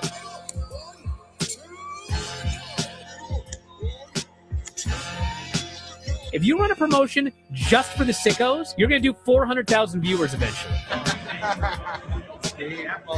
Effing melts. You know that SmackDown actually went over and everything? Yeah. You know, What's the point? the point of SmackDown. What are you getting at here? That the DVRs didn't pick it up. Did they not pick it up? Mine didn't. Let's get into everybody's favorite moment, and it is called Dave Meltzer's Dumb Moment of the Week.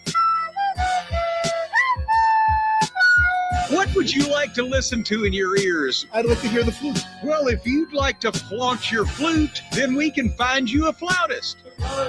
We just secured the bag. It doesn't help me. Okay, so complain, but I will complain. Let me have my misery. And when I heard that, I was like, what? Thank you, fuck you, bye, boom.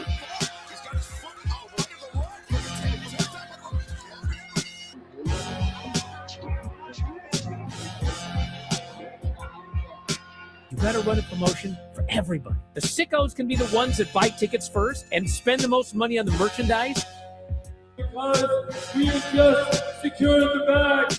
But like, you gotta promote for everybody. Then you'll have a lot of viewers. I think we proved a lot of so-called experts. We made them look like idiots. We're not going anywhere. Tony Khan's not going anywhere. You'll also be there on TNT. You'll be in 2 places at once. You'll be around like my favorite movie. Time Con. It's so great, Pittsburgh. It's not like I tried to be a character. It sort of happened naturally. The best guys, Tony Khan.